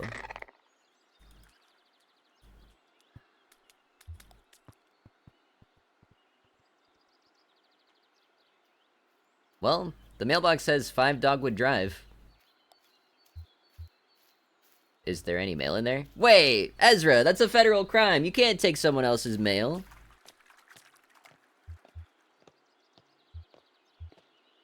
Just don't open any that say final notice. Those are a secret. It just showed up. The house. Where did it come from? Maybe it blew in with the storm? It's crazy. And it landed perfectly, unscathed. Okay, so now we're going through it. Maybe. Or are we just observing it? It feels warmer in here, somehow, right? Strangely comfortable. It's actually quite spacious. Yeah, you could fly a plane in here. Ezra's like, Clyde, check this out! Try to fly it through this thing! Or this is where Ezra's going to try to fly it when he, pilots it with his big, strong muscles. Nice. Real nice. The light in here is pretty great, actually. Yeah, it's a good space to read a book. Can we please put the antiques in here? There's so much room, though. We could set up a whole studio. Put the frickin' furniture in the cool new place! And at night, we look at the stars. I could set up a new workshop here. I could fix TVs again, or whatever people need. Hell, I could fix toasters. I'd love to perform in a place like this. At sunset? I kind of feel like I'm on stage right now, actually. Know what I mean, ma'am? They're all just, like, discussing their dreams and how this space is perfect for them. I hate to say it, but I don't know if they can all accomplish their dreams in the same space simultaneously. They might have to take turns. Weird acoustics. Like you get little echoes before the sounds themselves. I like it. We need to make sure and preserve some of this stuff before the next big storm. It may only be a show for the raccoons. Raccoons mentioned?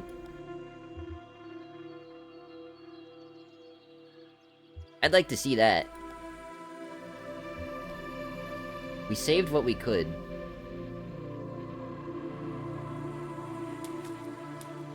Hey cat, I'll race you. Oh. I skipped Ezra's other line. Affirmative meow. Come stand here, something, something, something. What's this? I think we are actually moving the antiques over there.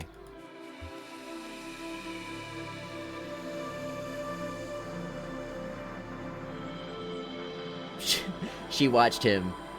He lied. She believed. Speeve. Let's go with she. She stood in her own shadow. A few deer hunters and talkers walked past but said nothing to the seer. And didn't even look. She studied the path. This was the path the seer had found in her scrying game, a series of private dice rolls and inscrutable diagrams. Let's go game. The community trusted this game. It had led them to fish-filled streams, intimate knowledge of the elements in the stars, even here to the cenote settlement. They trusted it without understanding it, and now the game had revealed to the seer this vital route, which would lead them to safety before the next floods came. The Zero question mark route? Me when I'm Laplace's demon? What is that? Me taking turns with the same space? You do a little bit of mitosis. At the end of the route, she'd seen a safe, quiet place. Oh, a safe, quiet place. Caverns of leathery black birds, a lake of eyeless fish, a towering flame. Now the diver walked the mounds, memorizing the route. He was almost ready. Whoa. So what is this game that revealed the Zero? I thought the Zero... Wait. How does the Zero exist? How did they find the Zero? It was Luna, Donald, and the very first guy we met, Joseph. I think we're the first to find the Zero, at least from our perspective playing the game. But maybe these people in this town found the Zero by other means, through however the game guided them. Laplace's demon? It's a theory that if you know the trajectory of every atom in the universe, you can predict the future, and the demon constantly rerolls the trajectories for an ideal outcome. Whoa. Oh. Well, ideal for who? Makes you think. Meow. Head scritches, please? Oh, hi, kitty. Head scritches, please!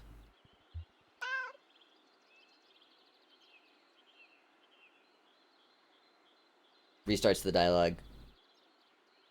No! Yes, it's a beautiful day. That's not what I said! I guess the weather was pretty bad last night, though.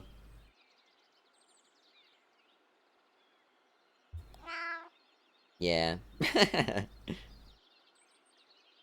You're a chatty one, aren't you?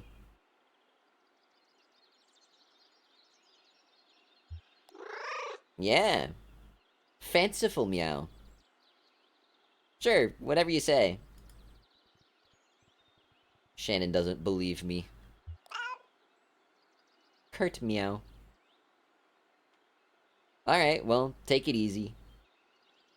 I'll do my best, meow.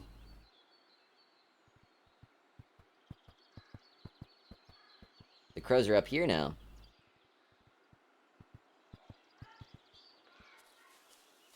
Should I be helping with the antique delivery? I mean, I'm a cat. What am I gonna do? Is that a person right there? What is that? It is... Yeah, okay, it's Clyde. Clyde lay on his back on the runway, hands folded behind his head, halfway between dreams and the afternoon sun. He entertained the momentary delusion that he'd survived a plane crash, and was vaguely unhappy when the dream faded. Let's go to the crash. Coming into land, he'd slammed into a truck. The driver probably thought the runway was another road. Wait. Let's go with the runway. The runway smelled like oil. Years of leaky light aircrafts taking off and landing. All the state said they wanted was to knock down some trees, many trees, and build a road tying the small town to the larger web of streets and highways that entombed the rest of the country. Small town? But Clyde and his inner circle of stunt pilots turned mail carriers... stunt pilots turned mail carriers knew that a road would be the end of their secluded paradise. So... Clyde and his pilot friends were the first people to arrive here after the flood that drove everyone underground? Question mark? I'm confused about that. Well, because the runway had to be here before they landed their planes here. Choppy seas today, Captain. Aye, Captain. Let's reinforce the sails. Little boat. It's actually a big boat. That would take a big piece of paper to make something like that. Can I meow? Cat check? Exchanging smells? Alright, goodbye.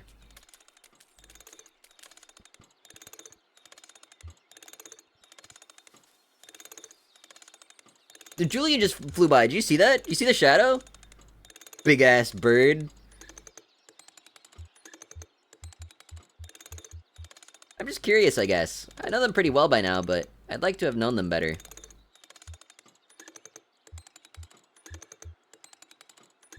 There's one I think is called Jorge. He left us some clues in books a while back.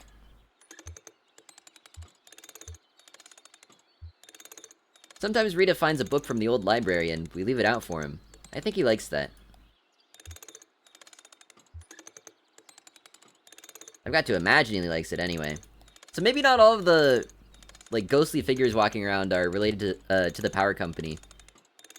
There's a chance. Also, if we wait long enough, do you think the horse is actually going to make it all the way up? It looks like it's scooting.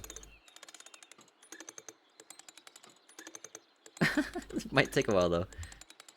I bet there's an achievement for it. Not that I would wait the entire duration.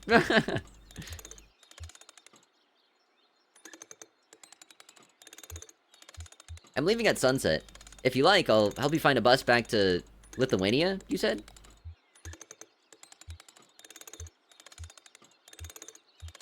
My uncle is very dying. I should be there to see him through it. But with everyone gone, who will feed these ghosts? Who will remember?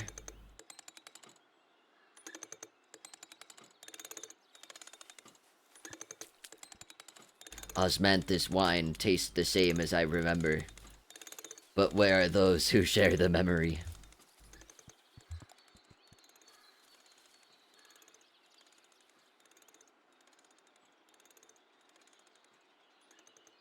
So, how did you get all the food out here? Oh, how did you all get food out here? I get to choose what Slow-Mo Crow says? Gentle cooing. How'd they manage that? A few chitters. Makes sense to me. Undulating coo. Yeah, okay. Will you stick around to help? A few chitters trailing off. It's like, anyway, like, I'm busy. I got places to be. Okay then, guess we better get started.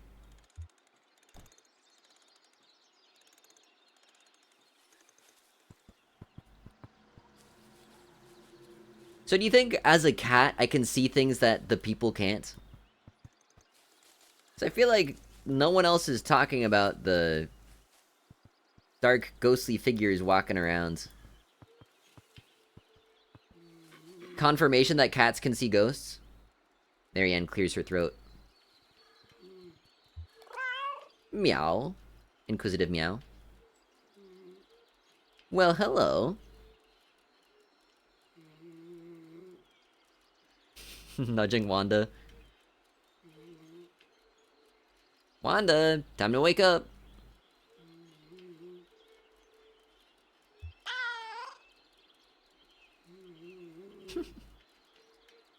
Nope. Dead to the world.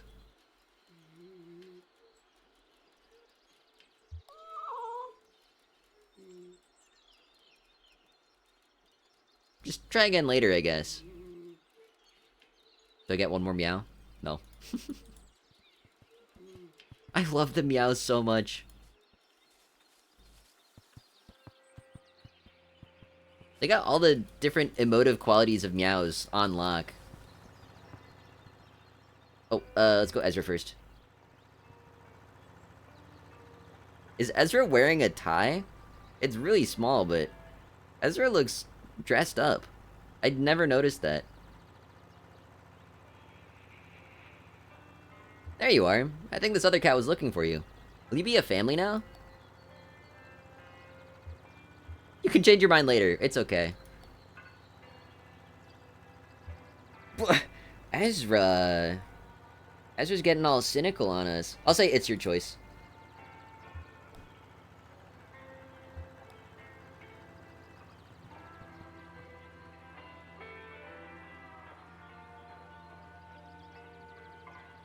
Nice little setup you got. Yeah, it's alright. Many afternoons have come and gone right here, listening to the radio, taking a break from some maintenance work. What kind of bike you got? It's a custom job. This sloth on wheels. That's the choice that I picked earlier! It stayed consistent!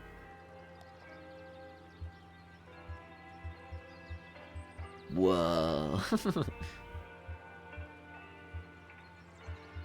Oh, okay. I think I've seen those. Nice and light. Not light enough to fly, of course. I guess you don't have much use for a bike in a town with no roads.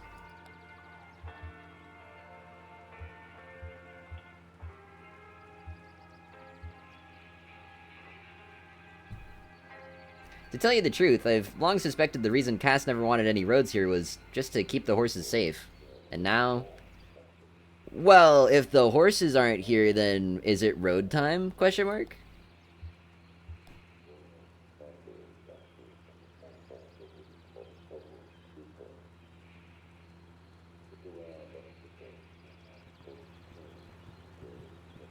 The plane is almost looking good.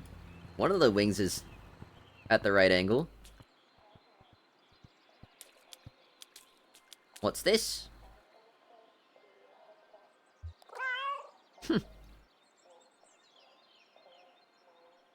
Ah, man, it's totally broken.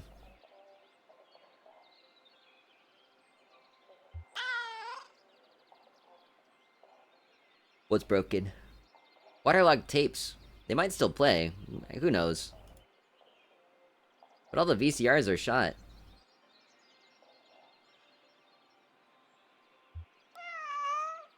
It's so sad. I don't even know where to put all this. I hate to call it trash.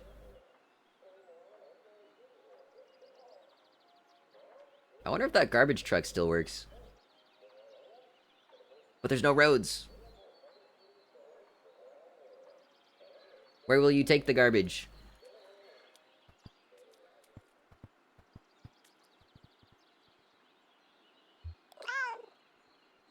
Meow. A family of small mice huddle beneath the debris. Hunting time. Predatory meow. Die, mice. The mice retreat into the shadows.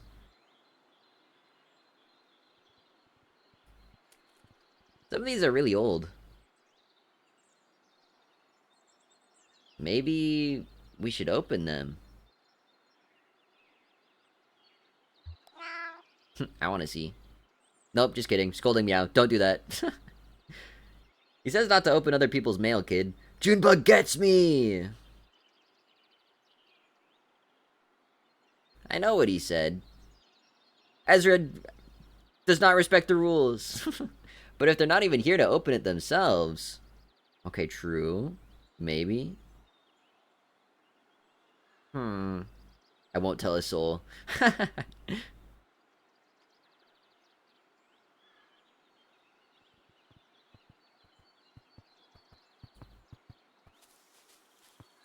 Yeah, I'd be worried about that too. Well, and it isn't just the rodents. The floors are mostly rotted, I think. You'd fall right through. I'm surprised they're still standing after last night. All the buildings? No. Most of them have good bones. It's just these ones the power company built that are rotten. Coincidence? Oh, okay.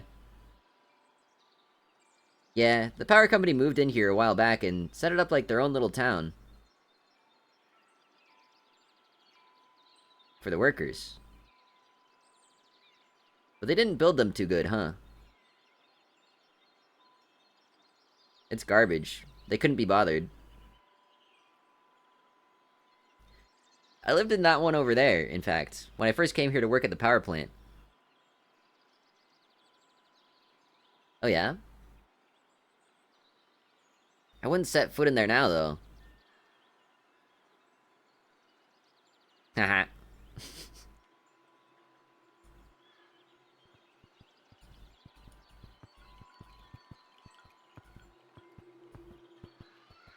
There's a really interesting short documentary that you can find on YouTube about the city in Texas that SpaceX took over for their space exploration production stuff. And this game reminds me of it a lot with the mining company and the power company taking a place that was previously its own thing and just kind of swallowing it whole.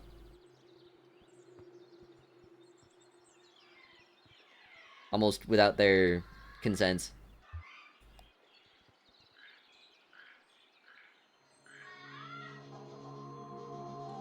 Look at this place. The library. Ah, what a mess. I'm basically like this building's only next of kin.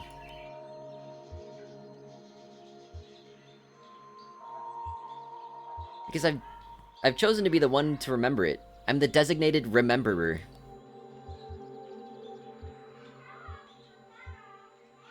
Whenever I have a quiet moment to myself, I close my eyes and picture this building. The floor, the ceiling, the arc of the hallways. I like that kind of history. The lived-in details.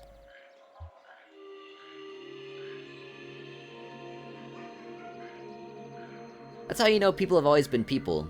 Always made choices and nothing was inevitable.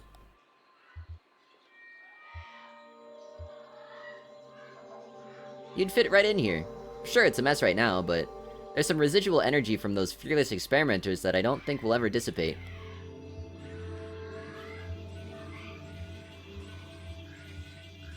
I could stay here. I mean, Ezra could be happy anywhere, for being real. Hi, Tofi! Happy Friday. Oh, hi. Hey, aren't you... Yes, I am. What does she mean by that? I need someone to address the fact that Junebug and Johnny are robots and no one's saying anything about it. You hear them walk and they're like, ee-er, ee-er, ee-er. No one has said a thing! Maybe it's normal in this universe, but, like, someone's gotta say something, right? We're talking about the library. Is this your family? I want to say that Junebug and Johnny are, like, Ezra's new family.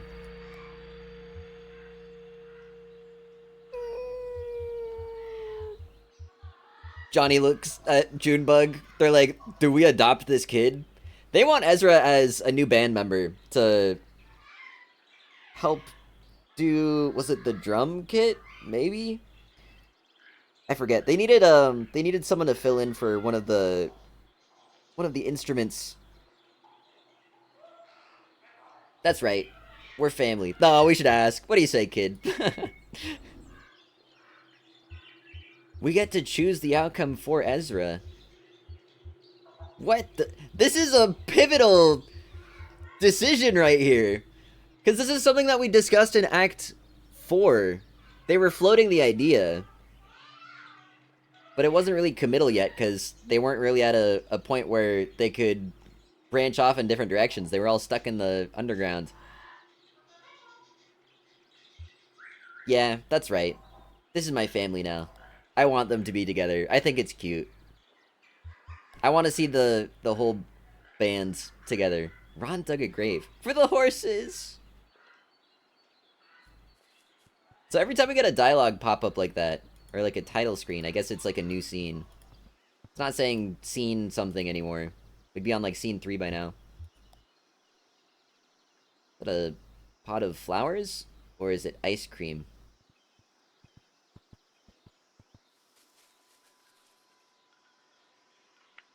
3A, lay paper flat.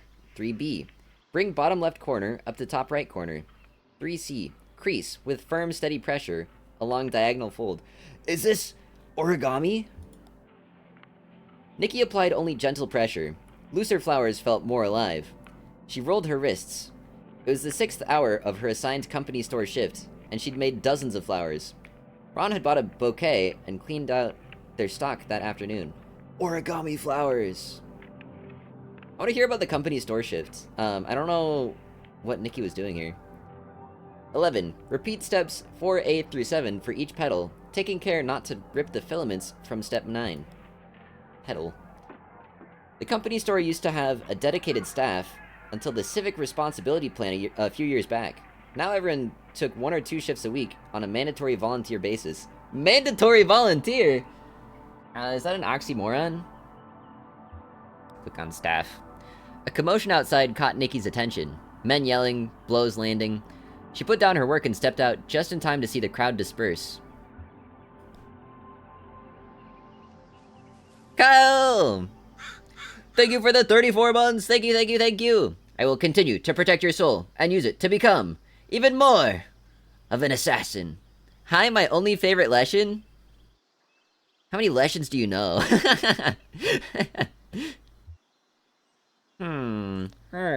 34 months is a while. That's almost 3 years, dude.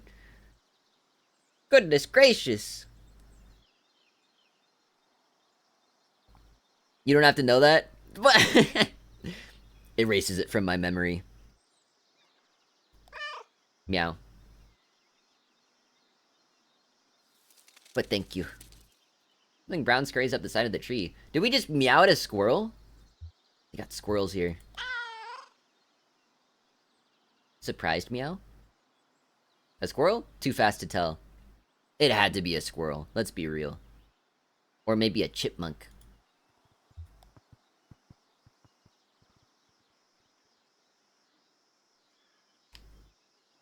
And ever since then, I've just been treating it like a little cafe for the town. Oh yeah? You like to cook? I'm about as good at cooking as I am at predicting the weather. But I make a mean damn waffle.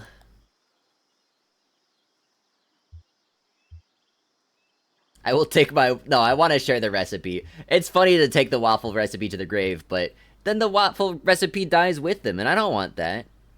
Waffles and weather go hand in hand. Like, the Waffle House! Is this a Waffle House reference?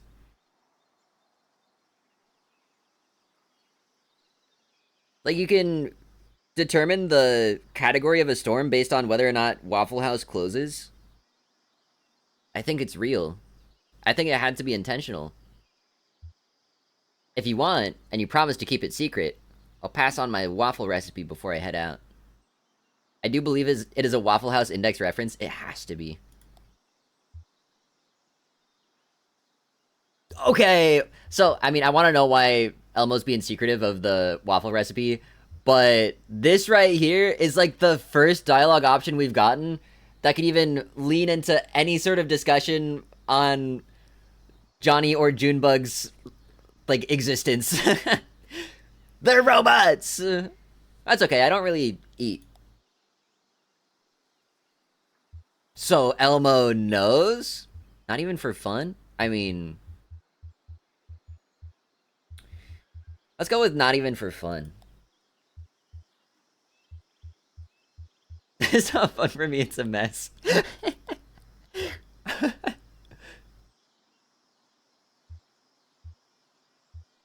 We could just set the place on fire.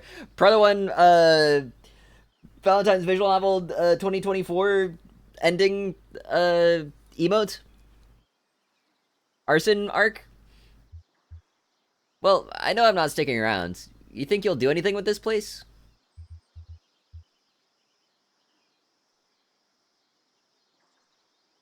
We'll think of something. What are the acoustics like? Yeah, turn it into a stage. Yeah, arson. Chaos. Rambunction.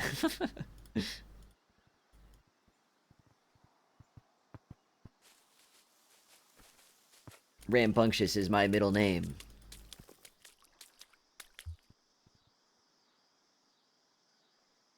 Holding a magnifying glass to the grave. Is that gonna be big enough? It looks a little small, don't you think?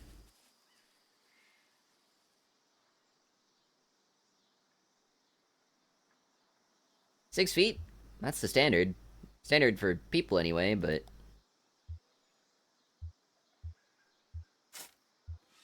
maybe I ought to stick to the traditional depth, out of respect.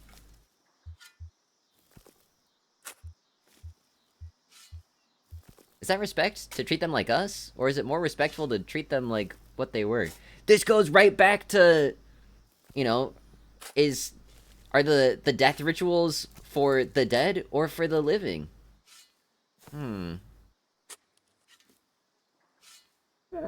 I like this.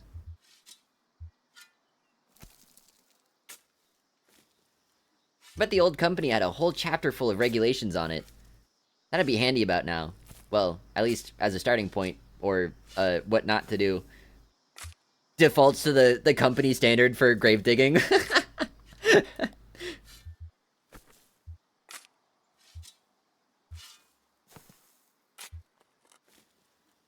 They built so much here. They gotta be here still, cleaning up. Actually, no. They shouldn't be here. They should, you know, help fund something for this place, but they should also get their grubby little hands off of this town. If those greedy sons of bitches had finished that drainage ditch when they were supposed to.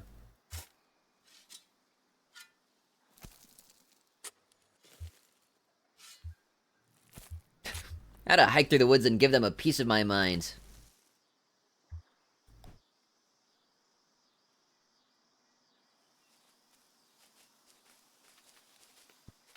Ah, damn, there he goes. Can we go in after him? Ezra's just sprinting through the graveyard. Hey! Hey, don't run in the graveyard. He's having so much fun. Why not? It's... people are trying to rest.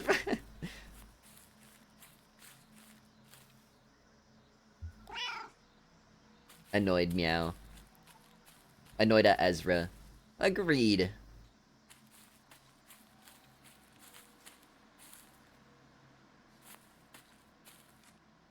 I think I liked Ezra more when I didn't realize he was wearing his like little suit and tie. I didn't realize he was so fancy about it. Was I supposed to finish that dialogue?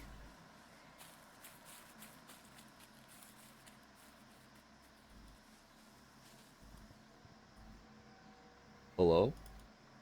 Ezra check? Am I supposed to go over here?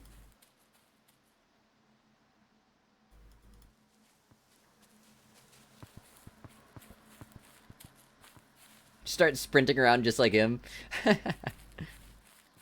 Freedom? Yippee! Weekend! Oh, this looks sick. Looks like Marianne made a quilt. In the bushes? Yeah. What are they talking about over here? After the raccoon? Yeah. No. But... it's probably full of thorns. Yeah, but raccoon. I'm kind of with Johnny on this one. It's not happening. Okay, okay. Oh, don't pout. Tell you what, if that raccoon comes back into town, we'll leave some food out for him. Yes, ma'am. Raccoon friend. There is a raccoon den, like, right outside my window of my college dorm. And I got to see them, like, cross the street and then enter their little tiny hole. Those are big, fluffy guys. Raccoons get thick. They look very well insulated for the winter. The shadow? Julian mention? Again? Looks like I don't get to talk to Marianne about the quilt, but we can observe it and appreciate it. It's cool. For the horses.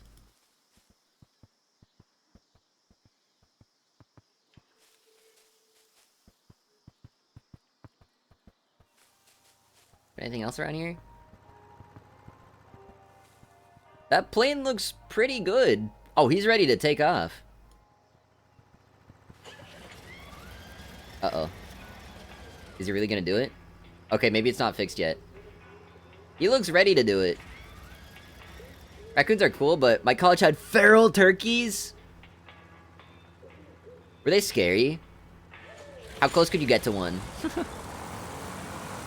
Like, my college had geese, but geese are known to be mean, so you kind of steer clear. I don't know about the disposition of feral turkeys. I feel like they'd be scary.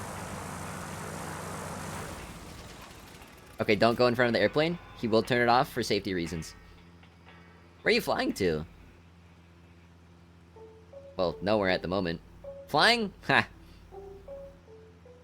We're just checking to see if everything's working okay. You could fly her somewhere if you wanted to, though, right?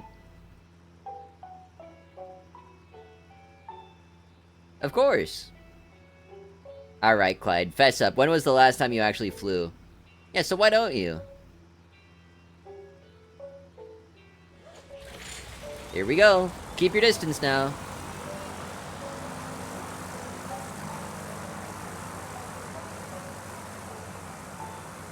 He's actually doing it!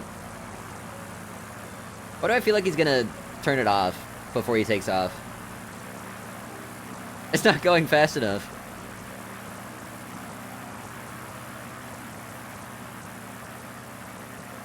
Alright. Just needs a little push maybe. Go! Go! I love the geets that you dub. They're so pretty. They are pretty. They poop on everything. But they're really cool birds. I just tried to stay clear of them. I couldn't trust them. Got chased by a goose once. I'm happy you survived. The demeanor of the turkeys varied by flock. The ones closer to campus were easily spooked. So they weren't aggressive. They were more just cautious of the people.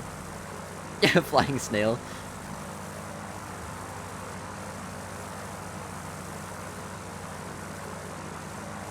Clyde and Cass sat cross-legged in the shade of the light aircrafts. Cass shuffling cards and Clyde absently flipping through a stack of unopened letters. Cass is a character that we don't know about. We might learn why Clyde doesn't want to fly anymore. Let's go to the aircraft. They called themselves the Dervish Brothers Flying Circus, a name that outlived the Dervish, nay Dalton, brothers themselves, who died within the first few years. So run of the circus was left to their Aunt Cassandra, who everyone called Cass. Let's look at the Cass arc. Cass played cards and told fortunes with the same deck. Sometimes she'd switch it up mid-game or mid-divination, until you never knew whether you were winning or losing, or if good luck in the game might mean bad luck in some other part of your life. Let's go with fortunes. She'd predicted the decline of the circus, of course, and of course nobody believed her. Decline. Demand for aerial stunts having faded almost completely, and many of their company having died or aged out of the profession, Clyde and Cass found for their remaining pilots a steady flow of contract work delivering mail to remote rural areas. But this place was abandoned. Cass's cards predicted they'd be here for quite a while.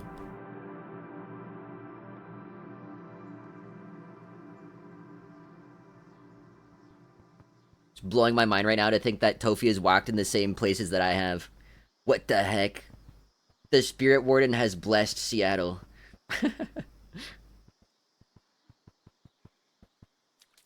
Brain expanding. So, the Flying Brothers passed away.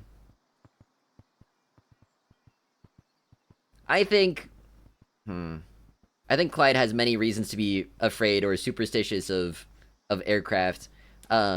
Especially nowadays. Goodness gracious, there's like a plane crash every other day. But yeah, it seems like he doesn't have much of a tie to flying anymore. He's retired. He's not doing deliveries anymore, so why is he gonna fly?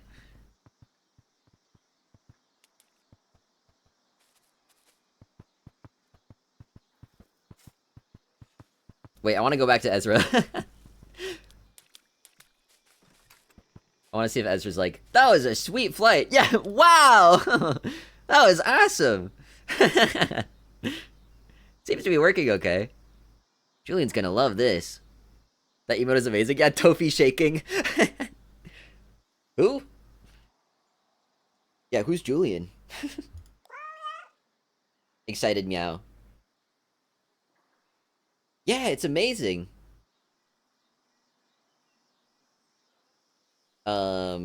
Are we gonna talk about Julian? Are we gonna talk about the big bird? How real is Julian? Like, do we know if Julian is actually like existing in a way that other people can see him?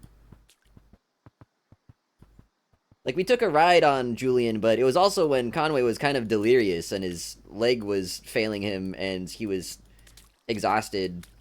So we fell asleep while being carried by Julian to the woods. It's a little, yeah, a little ambiguous. Does Nikki have anything? Until finally it just gave way. What are you talking about? Well, you did good work. It's not your fault. Who are you talking to? They didn't let you finish, that's all. If they let you finish... Oh, forget about it. Meow? This place would be dry as a bone. You talking about the power company? You always did good work. What? Probably not. Maybe? I don't know. Whose side are you on? Meow. Inquisitive meow. Tell me more. It's a memorial. For what? For what? Meow. What do you mean? Little gardening shed? Rita tore up weeds. Elmo stood next to her with a bucket. She passed him the uprooted weeds, and he stuffed them in the bucket. They worked this way for a few hours. Dark clouds drifted slowly closer, but wouldn't arrive until evening. Tell me more about Elmo. Elmo left to get some tea. Rita pulled an apple from her bag and lay her head back onto the overturned dirt.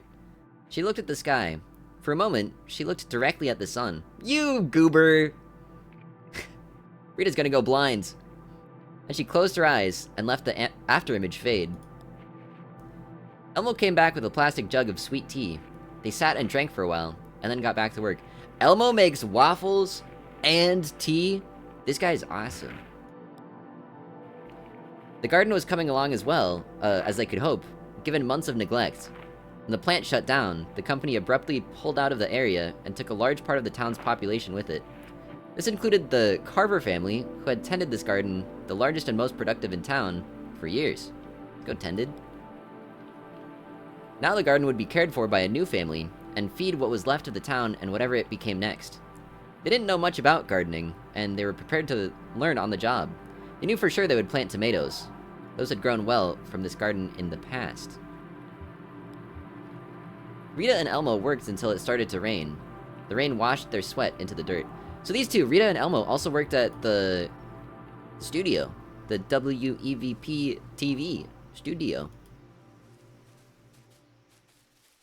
And they were growing tomatoes together. We're learning so much about their personal lives, and we just saw them, like, stressing out over a broadcast production. Nothing like a nice hot afternoon chai. So true. Is that a Noro emote? Oh my god, it is. Whoa, Noro mention.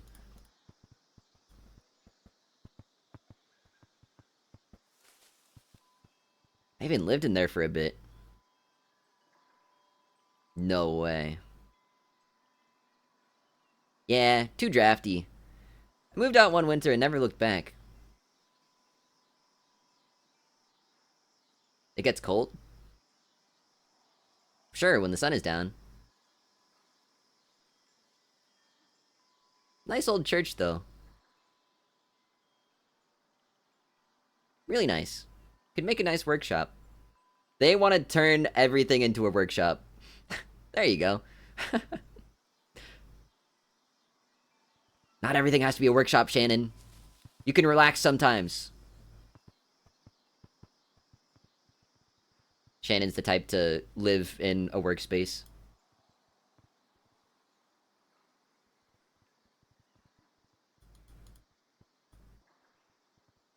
Johnny and Elmo are just kind of standing there. Johnny's looking at the floor. Oh, the sounds are the birds. I was wondering what the like screams were in there. They're chirps. They're caws. Oh, okay. The grave is large enough. Hand me that rag, would you? The one with the embroidered bird on it? That's not a bird. Those are horses. This one? Does it have a bird on it? No. Also, what is going on in there? I think so. Don't you know what a bird looks like? That's not a bird, Ron. Those are 2 horses. Yeah, but it's pretty small. I thought it was some letters. Yeah, what? I guess that could be a bird on there. Well, it's a rag, ain't it? As long as it's a rag, I guess it'll work for mopping sweat. What? Yeah, it's a rag for sure. Are we talking about the same thing? Or are we talking about this thing right here? Or something else? You guys see a rag? Dude, he is working. Also, do you dare me to go in here? I'm gonna do it.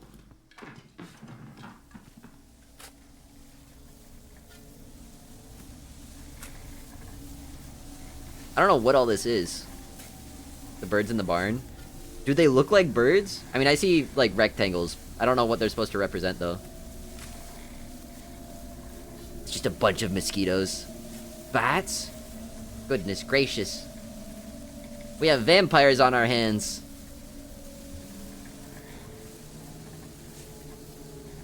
Who did you say it was, brother? Who was it fell by the way? He's singing. When whiskey and blood run together. Did you hear anyone pray? I didn't hear nobody pray, dear brother. I didn't hear nobody pray. I heard the crash on the highway, but I didn't hear nobody pray. Knew what it was from the start. I went to the scene of destruction, and a picture was stamped on my heart. There was whiskey and blood all together, mixed with the glass where they lay.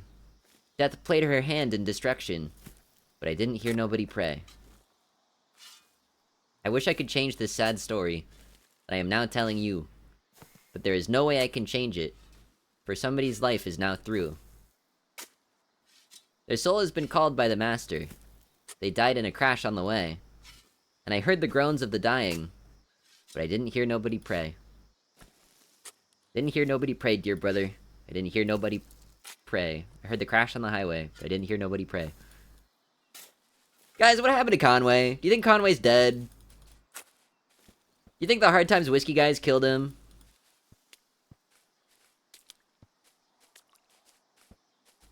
Smiles. I really like this knife.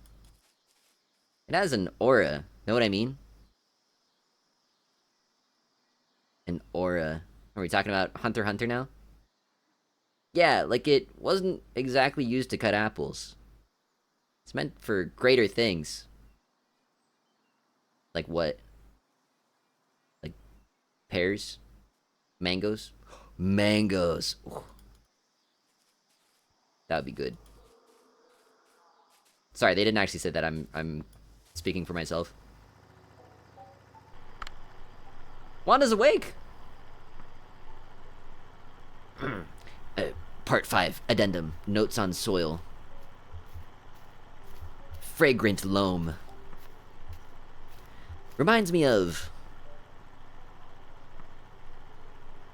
that potted fern Marianne used to keep on the front desk. Where did she get this soil?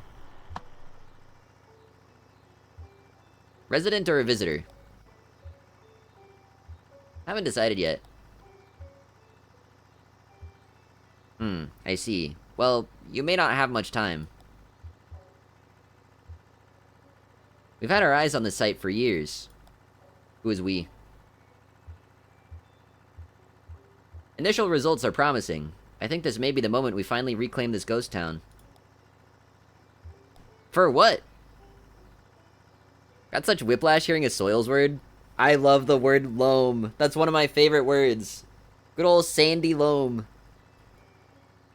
Sandy Loam could be the name of a character. Loamler. Yeah, I'll miss them for sure. Beautiful creatures. And so thoughtful. Whoa, look at this. Whoa, Monster Hunter looks wild. Yeah, it's crazy. It has cats in it. Hi, JP. Have you been playing Monster Hunter? I've been watching some Monster Hunter streams, and all I can say is the existence of Alma makes me want to get it. Alma is so cute. It's ridiculous. They have so many attractive characters in that game. It's illegal. Tried a bit last night. I play Layer. Yeah, I love her. She's so cool. I think she's like the weapons person. Teaches you what your options are. My character is an ABB. Asian baby boy? Is that what that is? What is ABB? Yeah! Whoa. I was watching Kyo and Maya play it, and I saw Kyo's perspective. And his guy is named Fresh With It. He has an afro that is minty blue and has toothpaste around his eyes. And he sounds like Darth Vader. Like super low voice. Like comically low. The voice customization in that game is so silly. At least at the extremes. We brought up the dirt composition pyramid before, right? Sand, loam, clay. Yeah, and we were trying to figure out how to use it. Like for the percentages and mapping it and stuff. And I think I had it right, maybe? I don't remember. Either I had it right or I learned how to do it right afterwards. I guarantee well, I can't guarantee it, but I think I'd probably get it wrong if I brought it up and then tried to explain how to use it right now. I was not a geologist kind of guy, but I did take one class, so I knew it at some point.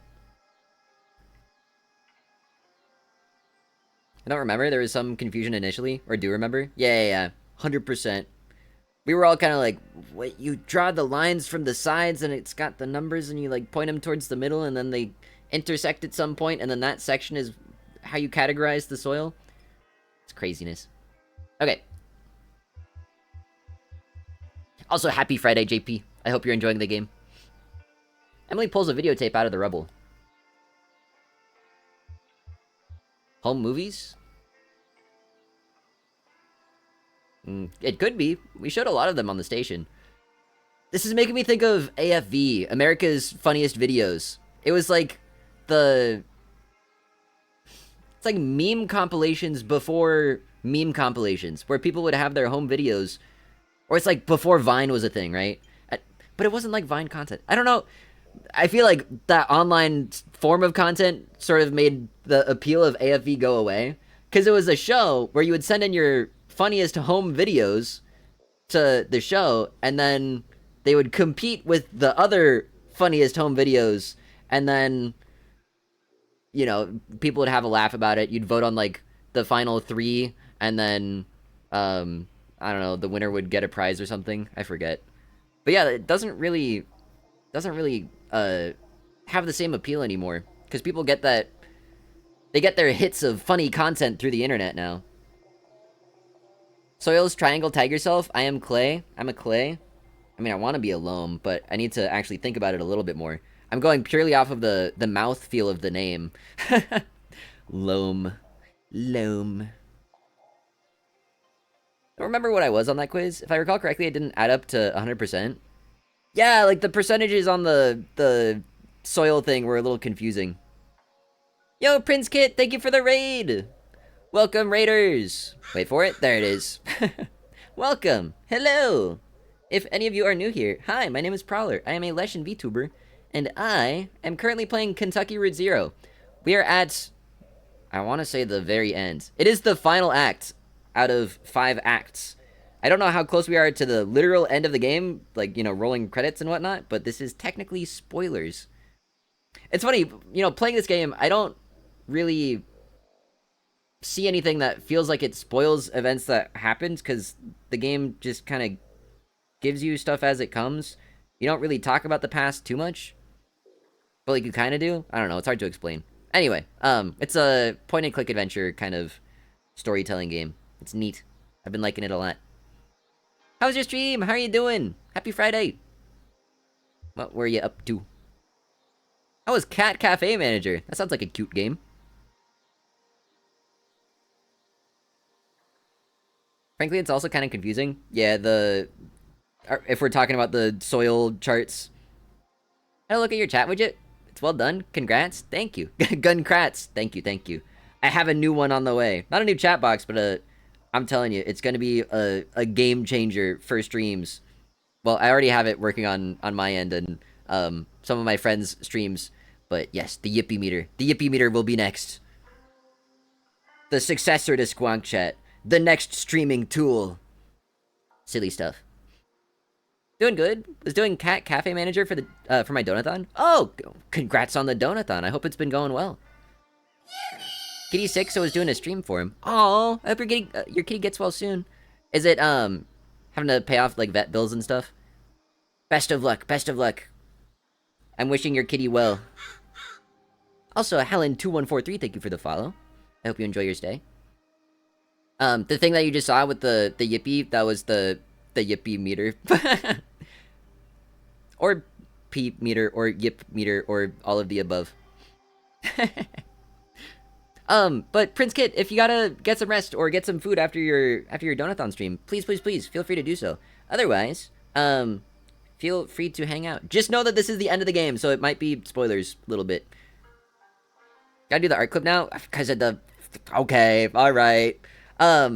Aside from doing coding stuff, because I know you're familiar with Squan Chat, I actually do some art as well. Check this out.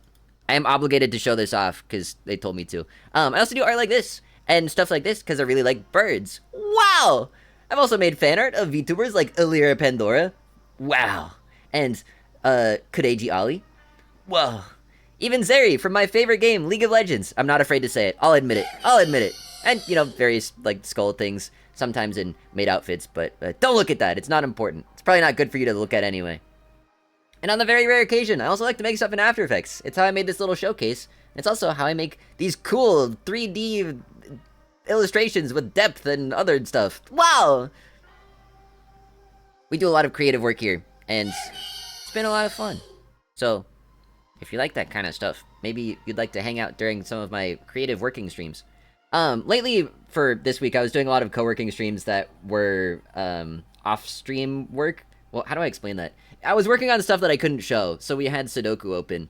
But I'm thinking next week I'll have more things to work on that will be things that you can witness, which should be good for both of us. I like being able to show you what I'm working on. Wow! Okay, I'm gonna get back into the game. We're gonna get going on Kentucky Route Zero again. We're currently in sort of a ghost town, playing as a cat, but, you know, conversing with all of the main characters that we have followed through the different acts that have led up to this point. And we're kind of trying to figure out how to cope with the loss of, like, a past town, past friends, some horses that died in a storm. We're getting lots of themes of grief currently. That's what Act 5 has kind of touched on. Also, honoring the dead. It's an interesting thing. Okay. Could be. We showed a lot of them on the station. We were talking about America's Funniest Videos because of the home movies thing. Emily pulls a broken projector out of the rubble. Elmo's projector. Ah, it's ruined. Poor Elmo. He'll be devastated. Nah, he'll be cool with it. Takes a lot to perturb that guy. Well, okay, technically it was Weaver's projector before it was Elmo's, but I guess we can call it Elmo's projector now. Or in a way, it's like no one's projector if it doesn't work and no one's gonna use it anymore. I think the ceremony is around dusk. Oh, we're actually gonna have a ceremony for the horses. Yeah, right, the horses. Sorry, the neighbors. We have to honor the 2 horses that passed in the storm. Also, the antiques are starting to fill up this place. You think if we set up all the antiques in this memorial that Conway will show up again? Do you think he'll come back? Guys, you don't think he's dead, right? Guys, he'll come back, right? Right? He's not gone. He's just working at Hard Times Whiskey. Like, he'll pay off his debt. He'll make it home, right? He'll make it to 5 Dogwood Drive. Right? Right, guys? I have a feeling we'll see Conway in some way towards the end. Unless they want to just indicate the possibility of people being forgotten. I don't think they'd forget Conway this soon, though. It was just last act that he disappeared. Oh my god, the stork. Or was it a heron? I can't tell. The big white bird. Bing bong. Dink donk. Is it ceremony time? Or is he just testing it?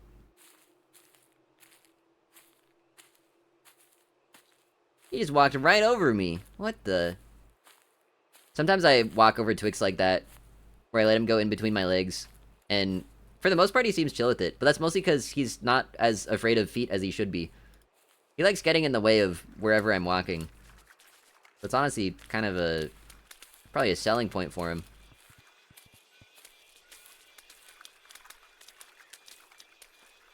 With Junebug and Johnny being mechanical, do you think they have to stay away from puddles? Do you think it would short-circuit them? I have so many questions about the robotic nature of their bodies. Anyway, memorial time. Hey y'all, thanks for sticking around for this. I know we've all got places to... Well, if anybody needs somewhere to go, be sure and speak up, okay? I think Ron's heading through the woods tonight, back to the road if you want to caravan. Ron's going to complain to the power company. You staying, Em? Whoa.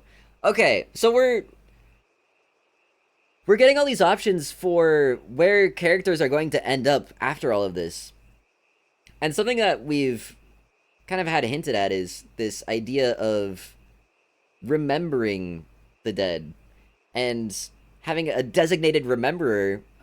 That's how... Who was it? Maya, I think, was her name. Was, wait, this character right here, wearing the blue. She had designated herself as the rememberer of the library in this ghost town. Because as soon as someone no longer remembers it, that's like its second death in a way. The first death is, you know, when it's physically no longer alive, and the second death is when it's forgotten. And someone has to keep the memory alive. So I can't let everyone go, but a part of me does want people to move on. That's a tricky thing, right? Isn't there kind of an in-between? They don't have to be here to remember. I'm gonna say Emily can go. Nah, I'm heading out too. We're gonna help James move the image processor to a safe place on the river somewhere. For right now, though, we've got some friends to bury. The neighbors. No! Nikki has a poem, and I have a song. Emily has a song. I was expecting, like, Junebug and Johnny to have a song. I don't know Emily sang. If anyone wants to say anything, though, I'll go first. The neighbors were kind, gentle, beautiful horses. I used to go on walks with the silver one, out in the woods, by... Why didn't anybody ever give them names? The silver one. Well, I guess he was gray, but his coat looked silver in the light, so I always called him that in my head. And the other one is... The other one? Can you imagine being called the other one? Ooh. Don't take it too personally, other one. And I love these horses. Maybe some more than the others. But you'd never know it if you heard me talk about them like that.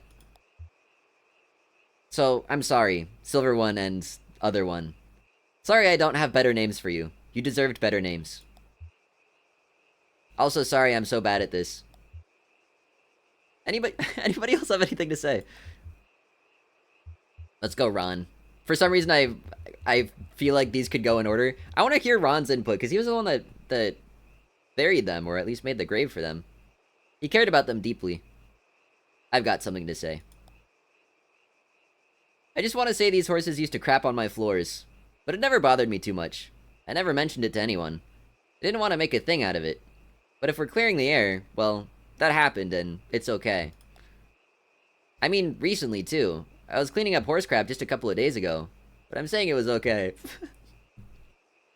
This is not what I was expecting him to say. It would have been okay if any of you wanted to crap on my floors. Wait, it wouldn't have been okay if any of you wanted to crap on my floors.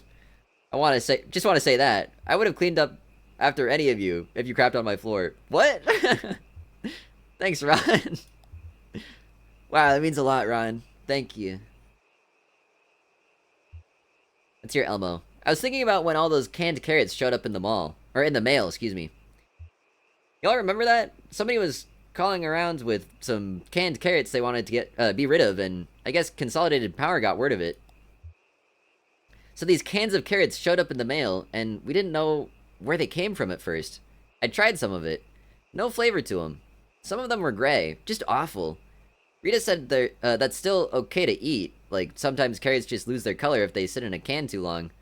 But nobody wanted them, really. Well, Aunt Connie came on TV with a message like, "Hope the horses are enjoying their treat." And we thought, okay, these are for the neighbors, sure. Horses love carrots, right? But the neighbors wouldn't touch them. Wouldn't even look at them. You'd think they were canned rocks. We opened a couple dozen and set them all out by the water, though, and they were still there a day later. Even the raccoons steered clear. Were they toxic? Yeah, thanks, Ron. Hi, Kid Mitten! Hi, Mel! Welcome in! Happy Friday. And then, of course, Consolidated sent us an invoice for every can we'd opened, already made out in company script. How do you like that? What the? Sick and twisted. Okay, I guess we'd better move on. Nikki, you ready? It's Nikki time. Well, the weather turned out okay today, didn't it?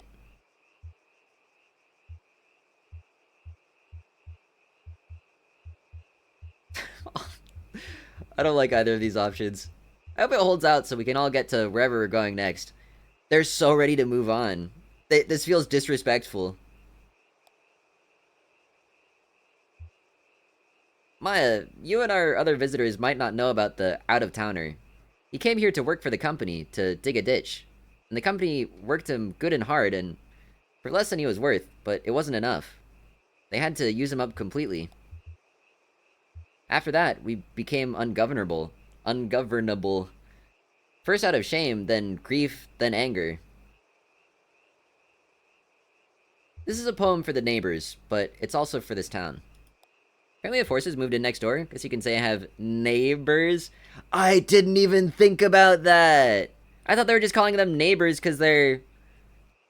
well, they're local residents. But yeah, literally neighbor went completely over my head. I wonder if they had that in mind when they named the neighbors. Maybe they did. They seem to have at least a little sense of humor. Yeah, we're gonna bury this town today. When we bury these horses, it's the same thing. The horses are the town! No! We're gonna bury these horses. And what do you think will happen next? We'll all walk out into the woods and leave this place empty. No, I guess some of us might stay and build again?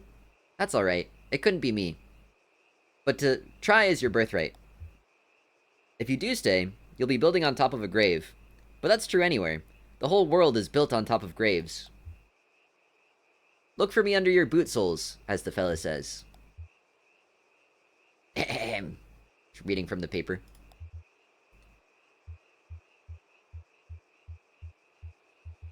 Penance! Penitent one mention? Blasphemous? We all leave town and call that town a ghost. What ghosts gave this town breath and made it home? And now that breath has gone, we buried it here. What's left is not a ghost, it's just the bones. They're saying even the ghosts are gone. It's just the physical remains. The life of it has perished. Nikki directs her attention at Shannon. What does she have for Shannon? Our neighbors were the best of us, of course. It's always so. Our better selves, clear of ourselves. Where we can see their glory glow. They glow now underground, our friends, with love.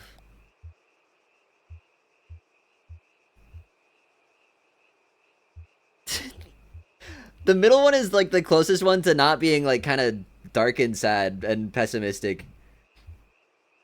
Just like to greeter pastors we may say, but lie. Dude, like come on. Have some respect. I'll go with our neighbors left us here, though not alone.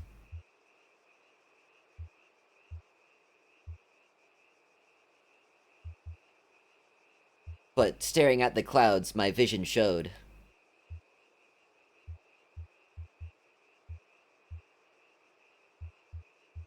Home to better friends? Are you speaking ill of past friends? Here we lay our town and friends to rest.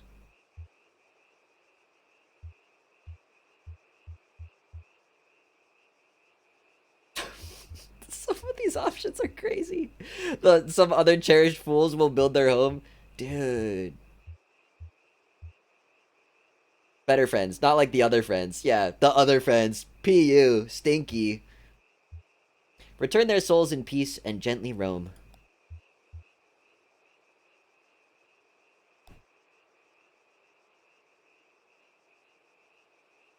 Then we buried the horses. Scene 4.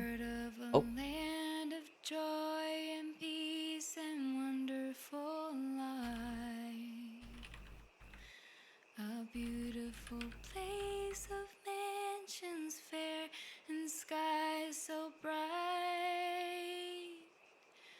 where all who believe the Savior dear forever shall stay. And having been saved by grace divine, I'm going that way. I'm going that way. I'm going that way. Yes, dear, the Savior I adore is with me each day. I'm clinging to Him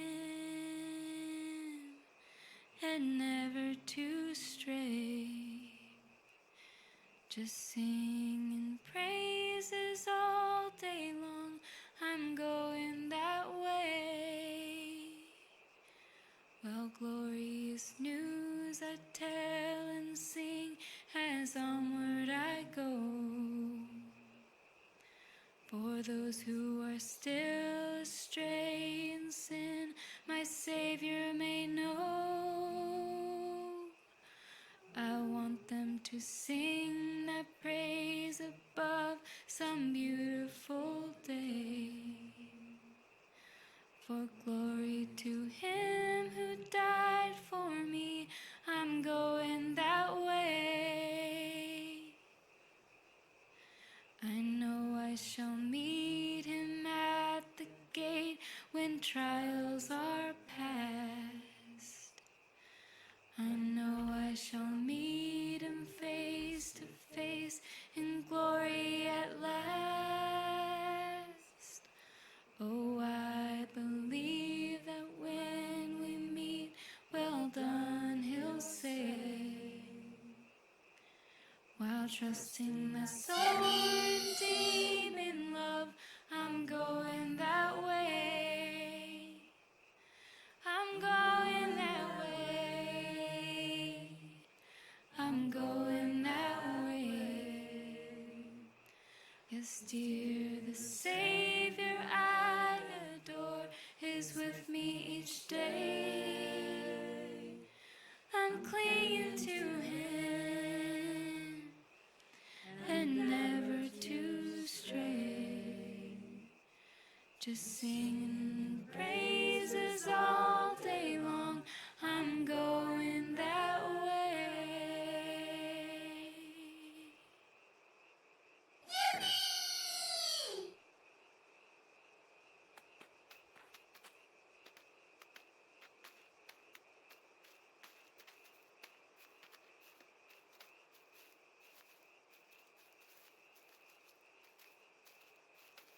Damn. Am I supposed to move around again? Oh, yeah. In that moment, I felt very warm. It... It's interesting to think about all of the lives that have lived in your area and have passed, but... I don't know, maybe are still remembered by some. They're there. They're there.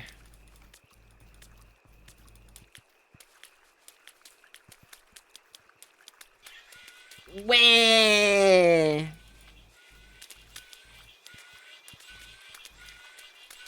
I'm moving around frantically.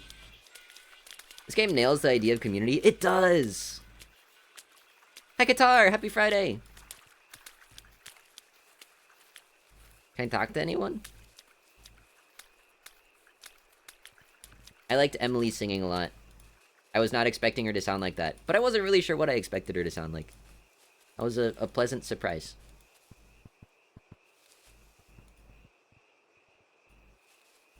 They're there. They're there. Real.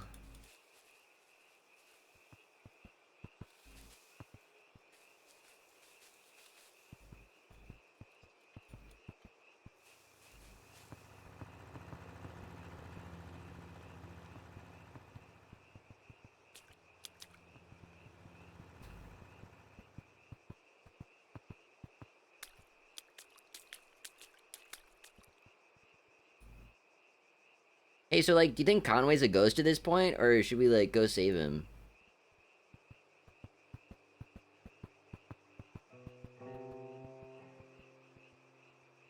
Oh, they turned it into a stage.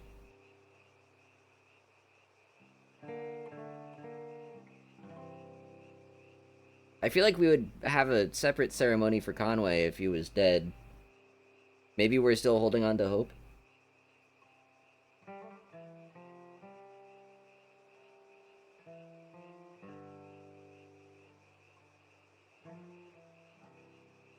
Am I experiencing denial right now? Act 6, stealing Conway back from the afterlife with zombie horses.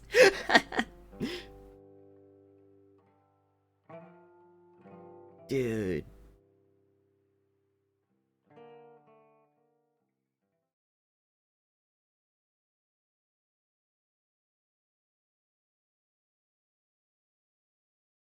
Ah! Conway! He's gone! Wait, I'm sorry. Nope, sorry. One second. The death of the hired man. I take it back. There's more. I'm going to consider this to be a continuation of Act 5, and I'm just going to keep going. Because I don't think I'm going to split this into another VOD. The death of the hired man. Oh, it is 128. No, I'll do it. I'll do it. I got time. This is the epilogue that I needed. Slash marker. To love a red moon.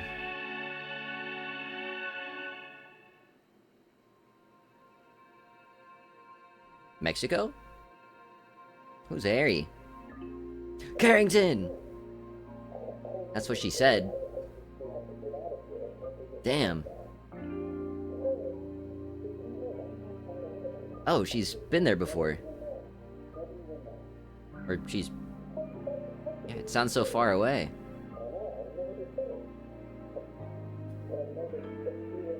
She lived there for years.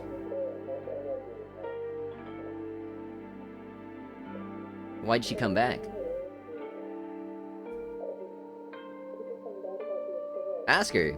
Sometimes it's hard to get a straight answer. You think I can turn this? Oh, I can't. So I recall. Well, that old girl's trouble anyhow. Oh. I'll tell her you said so. Cars. I don't know what this does. It's not volume.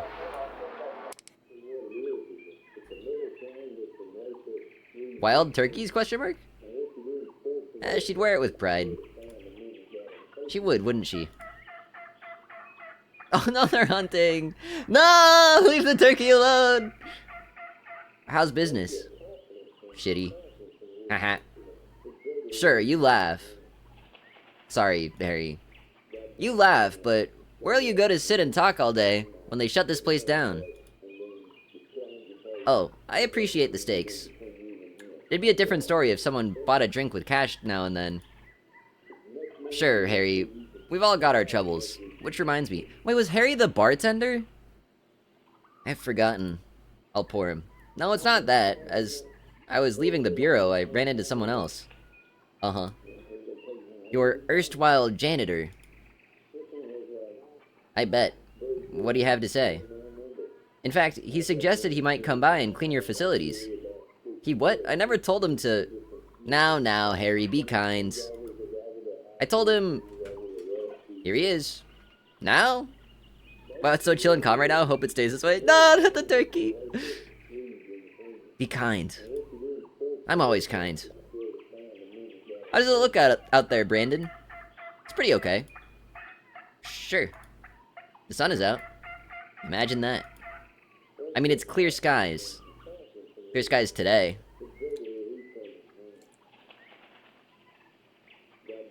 Well, I'll get started. Listen, kid. Just go back. Oh, just go on back, my young friend. We'll check in on you shortly. Oh, it's just a couple of bathrooms. See, that attitude. Go on back, Brandon. Okay, I'll start with the ladies'. Fine. There's nobody... Nah, it's just us and the kids. Oh, hey y'all, what are you watching? Looks like it's a nature thing. Can I change it and will they talk about it differently? Hunting, I think. Whoa. I guess you're paying closer attention. Well... Brandon's gonna get to work on cleaning the bathrooms, I guess? See, Harry? A little bit of kindness, and you got your janitor back. Erstwhile seems like a made-up word. It does. I said it and I was, like, doubting myself. When was I ever anything but kind to him? I let him sleep in the office whenever he misses his bus. But he's not dependable. Off he goes, always when I need him most. He thinks he ought to earn a little pay. I can't afford to pay any fixed wages, though I wish I could. So when someone else can pay, then someone else will have to. Not so loud, he'll hear you. I want him to. He'll have to, eventually. I'm gonna change it. Credits. A diner. Can I fix the static ones if I rotate this? I don't know what that is. Maybe not. Whoa. Let's do the diner one. Harry, I believe you were about to pour us a couple drinks? This damn bar is like a muddy, black little pond where everyone who stops to drink falls in and drowns. So we are at the bar. This is the TV that was on the shelf. Now, Harry, would you drink from a muddy black pond? There's always someone thirsty enough. And what are you in this colorful metaphor? Just another set of bones at the bottom. I'll drink to that. Hell, so will I. Haha. Volume? I was thinking it was volume, but it doesn't affect the game volume in any way. Or the TV volume here. Not much on in the daytime, huh? Yeah, you would. How'd it go? Your plaything. My plaything? Not plaything, like the play. Yeah. You said you put on a play, right? I staged an experimental theater production. Yes. Pardon me. If you must know, it was a disaster. No! Maybe he didn't find the right venue. Sorry to hear that. He needed an outdoor venue. On the topic of my production, the less said, the better. Fine, change the subject.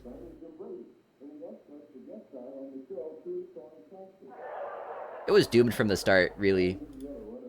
I spent hours turning the Elkhorn Mine's old PA system to carry Frost's words with the perfect tonality. The old mine? Yes. In a flash of inspiration, I decided to stage the production there. I haven't used that mine in years. Isn't it dangerous? Full of bats or something? A few bats. Mostly ghosts. Weird choice, but what do I know? An uncommon venue. By design. It's unique, I'll give you that. Even if an audience had materialized, there were other gaps in the production. Okay. The cast and crew, also absent. Damn.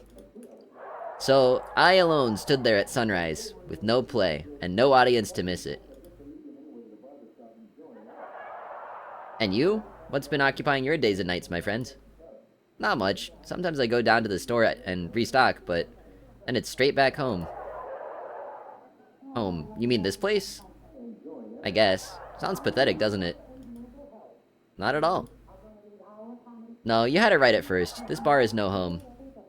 It all depends on what you mean by home.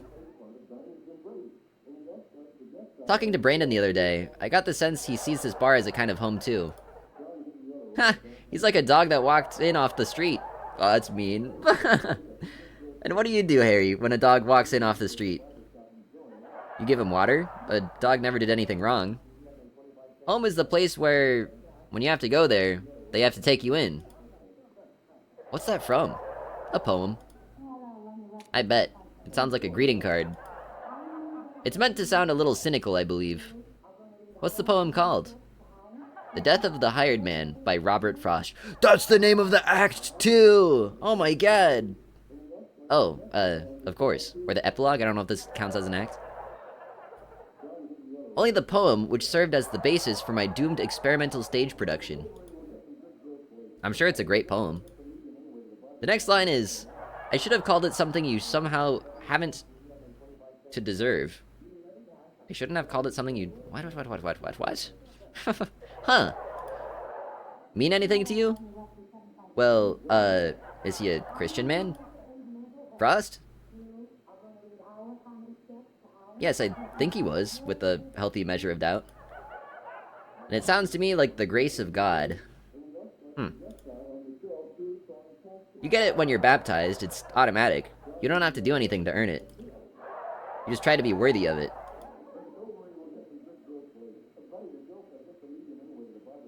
What do you think? Harry, you know I only attend church for the acoustics. Then what's the line mean, to you? Oh, I take it very literally. It's a moral claim. There is, for each of us, a place called home. The relationship is inalienable. It's our birthright. No one may keep us from this place. Says who, though? I mean, who enforces it? If God won't, then it's up to us. And I guess you think the same goes for that kid back there. Am I so transparent? So why is it up to us, though? Doesn't his grandma work in a bank or something? Does she? I'm pretty sure I heard that. But Harry, don't you think that if he could get help from family... Sure, maybe they had a fight.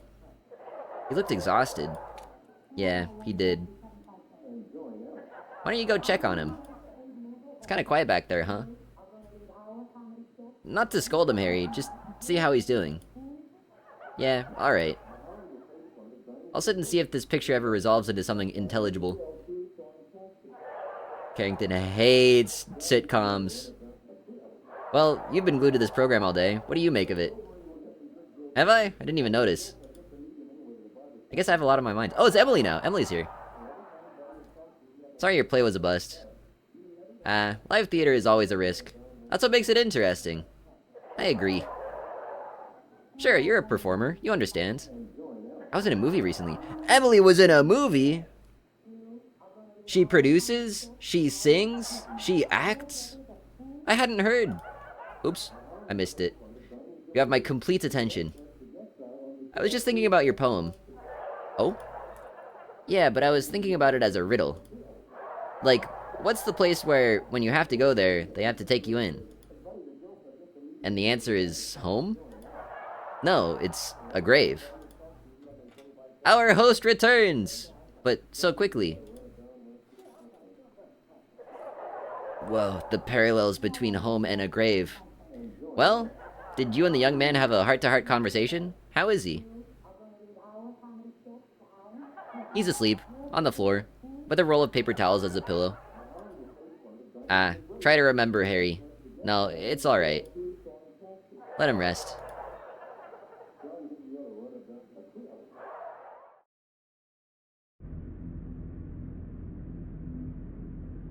And that's it. That's the end.